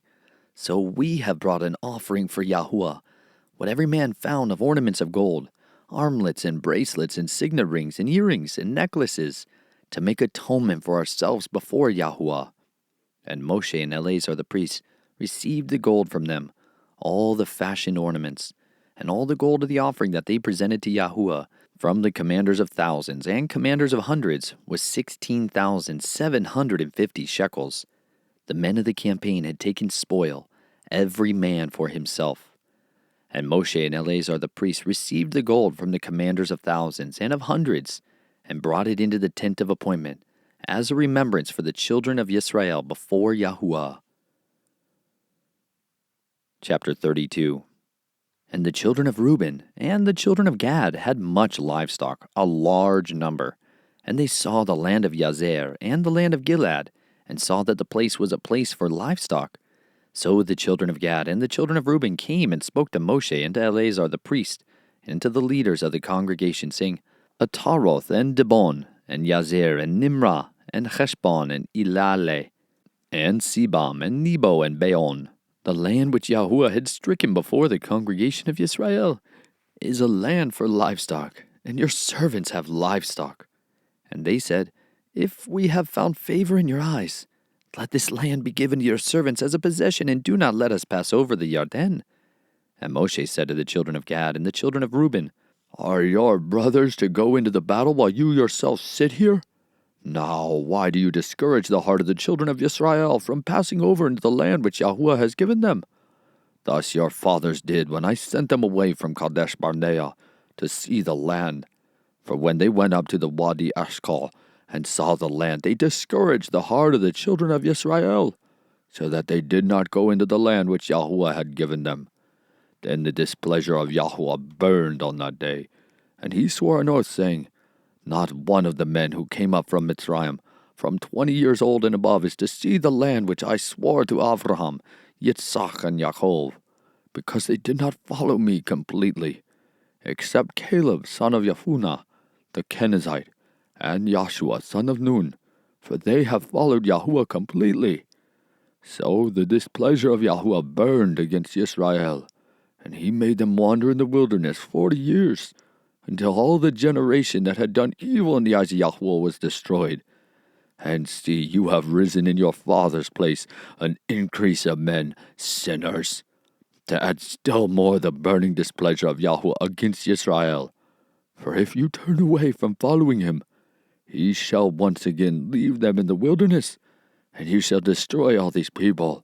Then they came near to him and said, Let us build sheep enclosures here for our livestock, and cities for our little ones. But let us ourselves be armed, hastening before the children of Israel, until we have brought them to their place, and our little ones shall dwell in the walled cities because of the inhabitants of the land. We shall not return to our homes until every one of the children of Israel has received his inheritance. For we shall not inherit with them on the other side of the Yarden and beyond, because our inheritance has fallen on us on this eastern side of the Yarden. And Moshe said to them, If you make this promise, if you arm yourselves before Yahuah for battle, And all your armed ones pass over the Yarden before Yahuah, until he has driven out his enemies from before him, and the land has been subdued before Yahuah. Then afterward you shall return and be guiltless before Yahuah and before Yisrael, and this land shall be your possession before Yahuah. But if you do not do so, then see, you shall sin against Yahuah, and know your sin is going to find you out. Build cities for your little ones, and enclosures for your sheep, and do what you have promised. And the children of Gad and the children of Reuben spoke to Moshe, saying, Your servants are going to do as my master commands. Our little ones, our wives, our flocks, and all our livestock are going to be there in the cities of Gilead. But your servants are passing over, every armed one of the army, before Yahuah to battle, as my master says. And Moshe gave command concerning them to Eleazar the priest, to Joshua son of Nun, and to the heads of the fathers of the tribes of the children of Israel. And Moshe said to them, If the children of Gad and the children of Reuben pass over the Yarden with you, every man armed for battle before Yahuah, and the land has been subdued before you, then you shall give them the land of Gilead as a possession. But if they do not pass over armed with you, they shall have possessions among you in the land of Canaan. Then the children of Gad and the children of Reuben answered, saying, As Yahuah has said to your servants, so we do. We ourselves are passing over armed before Yahuah into the land of Canaan, but the possession of our inheritance remains with us beyond the Yarden. So Moshe gave the children of Gad to the children of Reuben, and to half the tribe of Manasseh, son of Joseph, the reign of Sihon, sovereign of the Amorites, and the reign of Og, sovereign of Bashan, the land with its cities within the borders, the cities of the land round about. And the children of Gad built Dibon, and Ataroth, and Arur, and Atroth, Shophan, and Yazer, and Yagbah, and Beth Nimrah, and Beth Haran, walled cities and enclosures for sheep. And the children of Reuben built Heshbon, and Ilale, and Kiriathaim, Nebo, and Baal Meon, the names being changed, Shibma. And they gave other names to the cities which they built. And the sons of Machir, son of Manasseh, went to Gilead and took it, and dispossessed the Amorites who were in it. So Moshe gave Gilead to Machir, son of Manasseh, and he dwelt in it. And Yair, son of Manasseh, went and took its small towns, and called them Hawath Yair. And Nobah went and took Canath, and its villages, and he called it Nobah, after his own name. Chapter 33. These are the departures of the children of Israel who went out of the land of Mitzrayim by their divisions, under the hand of Moshe and Aharon. And Moshe wrote down the starting points of their departures at the mouth of Yahuah. And these are their departures according to their starting points. So they departed from Ramses in the first new moon on the 15th day of the first new moon, on the morrow of the Pesach. The children of Israel went out with boldness before the eyes of all the Mitzrites. And the Mitzrites were burying all their firstborn, whom Yahuah had stricken among them. Also on their mighty ones Yahuah had executed judgments. Then the children of Israel departed from Ramses and camped at Sukkot. And they departed from Sukkot and camped at Etham, which is on the edge of the wilderness. And they departed from Etham and turned back to Pi-Hahiroth, which is east of Baal-Zephon. And they camped near Migdal. And they departed from before Hariroth, and passed over through the midst of the sea into the wilderness, went 3 days' journey in the wilderness of Etham, and camped at Marah. And they departed from Marah, and came to Elim. And at Elim were 12 springs of water, and 70 palm trees. So they camped there. And they departed from Elim, and camped by the Sea of Reeds. And they departed from the Sea of Reeds, and camped in the wilderness of Sin. And they departed from the wilderness of Sin, and camped at Dophkah. And they departed from Dophkah, and camped at Alush. And they departed from Alush, and camped at Rephidim. And there was no water for the people to drink. And they departed from Rephidim, and camped in the wilderness of Sinai. And they departed from the wilderness of Sinai, camped at Kibroth Hattawa. And they departed from Kibroth Hattawa, and camped at Hatzoreth. And they departed from Hatzoreth, and camped at Rithmah. And they departed from Rithmah, and camped at Ramon Paretz. And they departed from Ramon Paretz, and camped at Libnah. And they departed from Libnah, and camped at Risa. And they departed from Risa, and camped at Kehalatha. And they departed from Kehalatha, and camped at Mount Shapher. And they departed from Mount Shapher, and camped at Haradah. And they departed Haradah, and camped at Machaloth. And they departed from Machaloth, and camped at Tahath. And they departed from Tahath, and they camped at Terach. And they departed from Terach, and camped at Mithkah. And they departed from Mithkah, and camped at Hashmanah. And they departed from Hashmanah, and camped at Mazaroth. And they departed from Mazaroth, and camped at Bnai Yakan. And they departed from Bnai Yakan, and camped at Hor Haggidgad. And they departed from Hor Haggidgad, and camped at Yotbatah. And they departed from Yotbatah, and camped at Abronah. And they departed from Abronah, and camped at Etzon Geber. And they departed from Etzon Geber, and camped in the wilderness of Zin, which is Kadesh. And they departed from Kadesh, and camped at Mount Hor, on the boundary of the land of Edom. Then Aharon the priest went up to Mount Hor at the mouth of Yahuah, and died there in the 40th year after the children of Israel had come out of the land of Mitzrayim, on the first day of the first new moon. Now Aharon was 123 years old when he died on Mount Hor. And the sovereign of Arad, the Canaanite, who dwelt in the south in the land of Canaan, heard of the coming of the children of Israel. So they departed from Mount Hor and camped at Zalmonah. And they departed from Zalmonah and camped at Punan. And they departed from Punan and camped at Oboth. And they departed from Oboth and camped at Aiu ha-Abarim, at the border of Moab. And they departed from Ayim and camped at Dibon Gad. And they departed from Gibon Gad and camped at Almon Diblah Athema. And they departed from Almon Diblah Athema and camped in the mountains of Abiram before Nebo. And they departed from the mountains of Abiram and camped in the desert plains of Moab by the Yarden of Jericho. And they camped by the Yarden from Beth Yeshimoth as far as the Abel Shittim in the desert plains of Moab. And Yahuah spoke to Moshe in the desert plains of Moab by the Yarden of Jericho, saying, Speak to the children of Israel, and say to them, When you have passed over the Yarden into the land of Canaan, then you shall drive out all the inhabitants of the land from before you, and shall destroy all their engraved stones, and shall destroy all their molded images, and lay waste all their high places. And you shall possess the land and dwell in it, for I have given you the land to possess. And you shall divide the land by lot as an inheritance among your clans. To the larger you give a larger inheritance, and to the smaller you give a smaller inheritance. Wherever the lot falls to anyone, that is his. You inherit according to the tribes of your fathers. And if you do not drive out the inhabitants of the land from before you, then it shall be that those whom you let remain shall be pricks in your eyes and thorns in your sides, and they shall trouble you in the land where you dwell. And it shall be that I do to you as I thought to do to them. Chapter 34. And Yahuah spoke to Moshe, saying, Command the children of Israel, and say to them, When you come into the land of Canaan, this is the land which falls to you as an inheritance, the land of Canaan to its boundaries. Then your southern border shall be from the wilderness of Zin, along the border of Edom, and your southern border shall be eastward from the end of the Salt Sea. Then your border shall turn from the southern side of the ascent of Akarabim, continue to Zin, and be on the south of Kadesh Barnea. And it shall go on to Hatzor Adar, and continue to Atzmon. And the border shall turn from Atzmon to the Wadi of Mitzrayim, and it shall end at the sea. As for the western border, you shall have the great sea for a border. This is your western border. And this is your northern border. From the great sea you mark out your border line to Mount Hor. From Mount Hor you mark out your border to the entrance of Hamath. And the edge of the border shall be towards Zadad. And the border shall proceed to Ziphron, and it shall end at Hatzor Enan. This is your northern border. And you shall mark out your eastern border from Hatzor Enan to Shepham.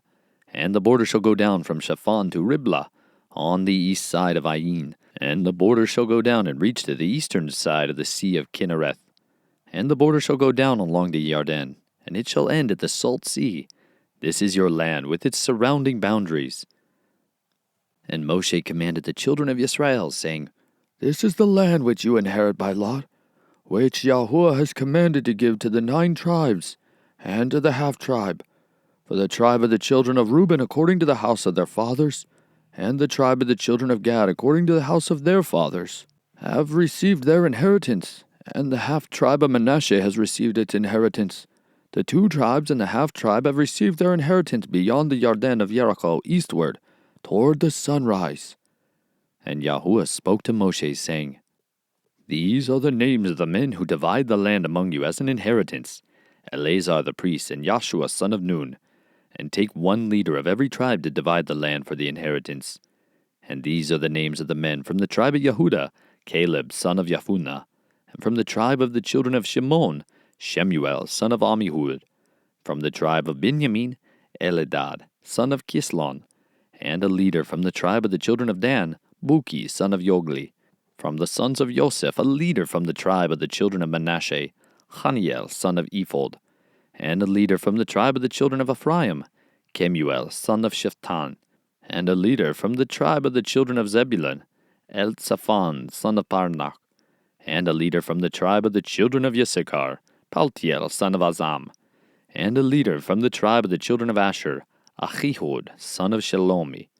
And a leader from the tribe of the children of Naphtali, Pedachel son of Ammihud. These are the ones Yahuah commanded to divide the inheritance among the children of Israel in the land of Canaan. Chapter 35. And Yahuah spoke to Moshe in the desert plains of Moab by the Yarden of Jericho, saying, Command the children of Israel that they shall give the Levites cities to dwell in from the inheritance of their possession. Also give the Levites open land around the cities, and they shall have the cities to dwell in, and their open land for their cattle, and for their herds, and for all their livestock. And the open land of the cities which you give the Levites are from the wall of the city outward 1,000 cubits all around. And you shall measure outside the city on the east side 2,000 cubits, and on the south side 2,000 cubits, and on the west side 2,000 cubits, and on the north side 2,000 cubits. And the city is in the middle. This is to them the open land for the cities. And the cities which you give to the Levites are the 6 cities of refuge, which you give to the manslayer to flee to. And to these you add 42 cities. All the cities which you give to the Levites are 48, these with their open land. And the cities which you give are from the possession of the children of Israel. From the larger tribe you give many, from the smaller you give few. Each one gives some of its cities to the Levites in proportion to the inheritance that each inherits. And Yahuah spoke to Moshe, saying, Speak to the children of Israel, and say to them, When you pass over the Yarden into the land of Canaan, then you shall choose cities to be cities of refuge for you, that the manslayer who struck someone mistakenly shall flee there. And they shall be cities of refuge for you from the Redeemer. And the manslayer is not to die until he stands before the congregation for right ruling. And of the cities which you give, 6 are to be cities of refuge. Give 3 cities beyond the Yarden, and give 3 cities in the land of Canaan as cities of refuge.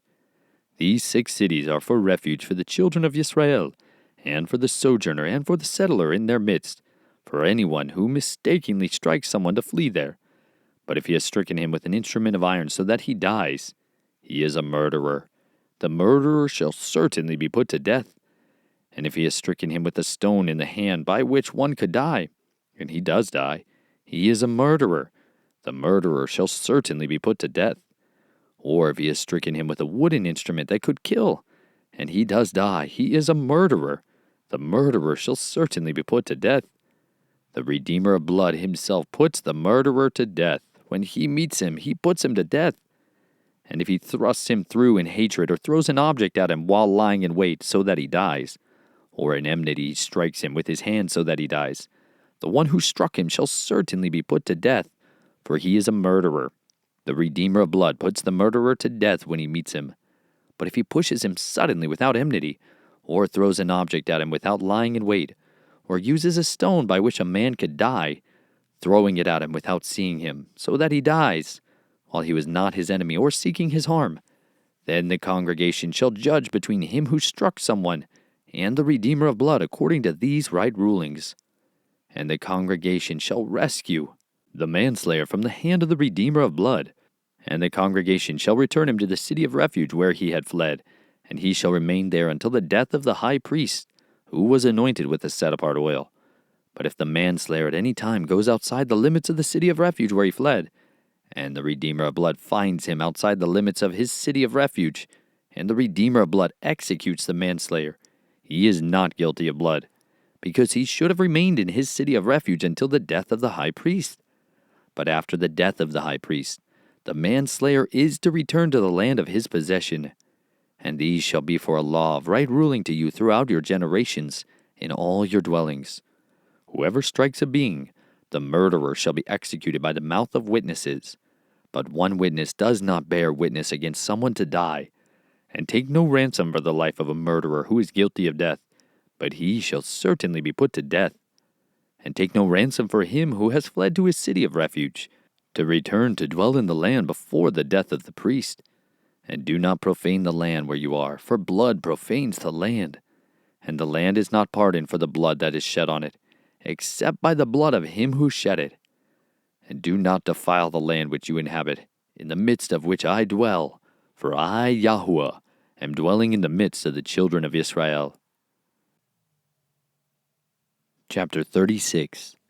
And the heads of the fathers of the clans of the children of Gilead, son of Machir, son of Manasseh, of the clans of the sons of Joseph, came near and spoke before Moshe, and before the leaders, the heads of the fathers of the children of Israel, and said, Yahuah commanded my master to give the land as an inheritance by lot to the children of Israel.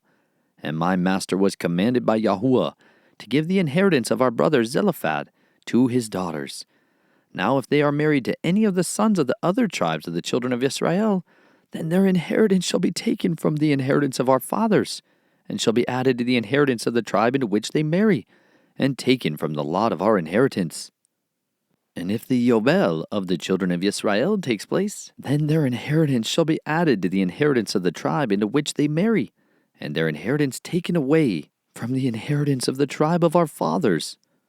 And Moshe commanded the children of Israel according to the word of Yahuah, saying, What the tribe of the sons of Joseph speaks is right. This is the word which Yahuah has commanded for the daughters of Zelophehad, saying, Let them marry who is good in their eyes, but let them marry only within the clans of their father's tribe. And the inheritance of the children of Israel is to not change hands from tribe to tribe. For every one of the children of Israel is to cling to the inheritance of the tribe of his fathers.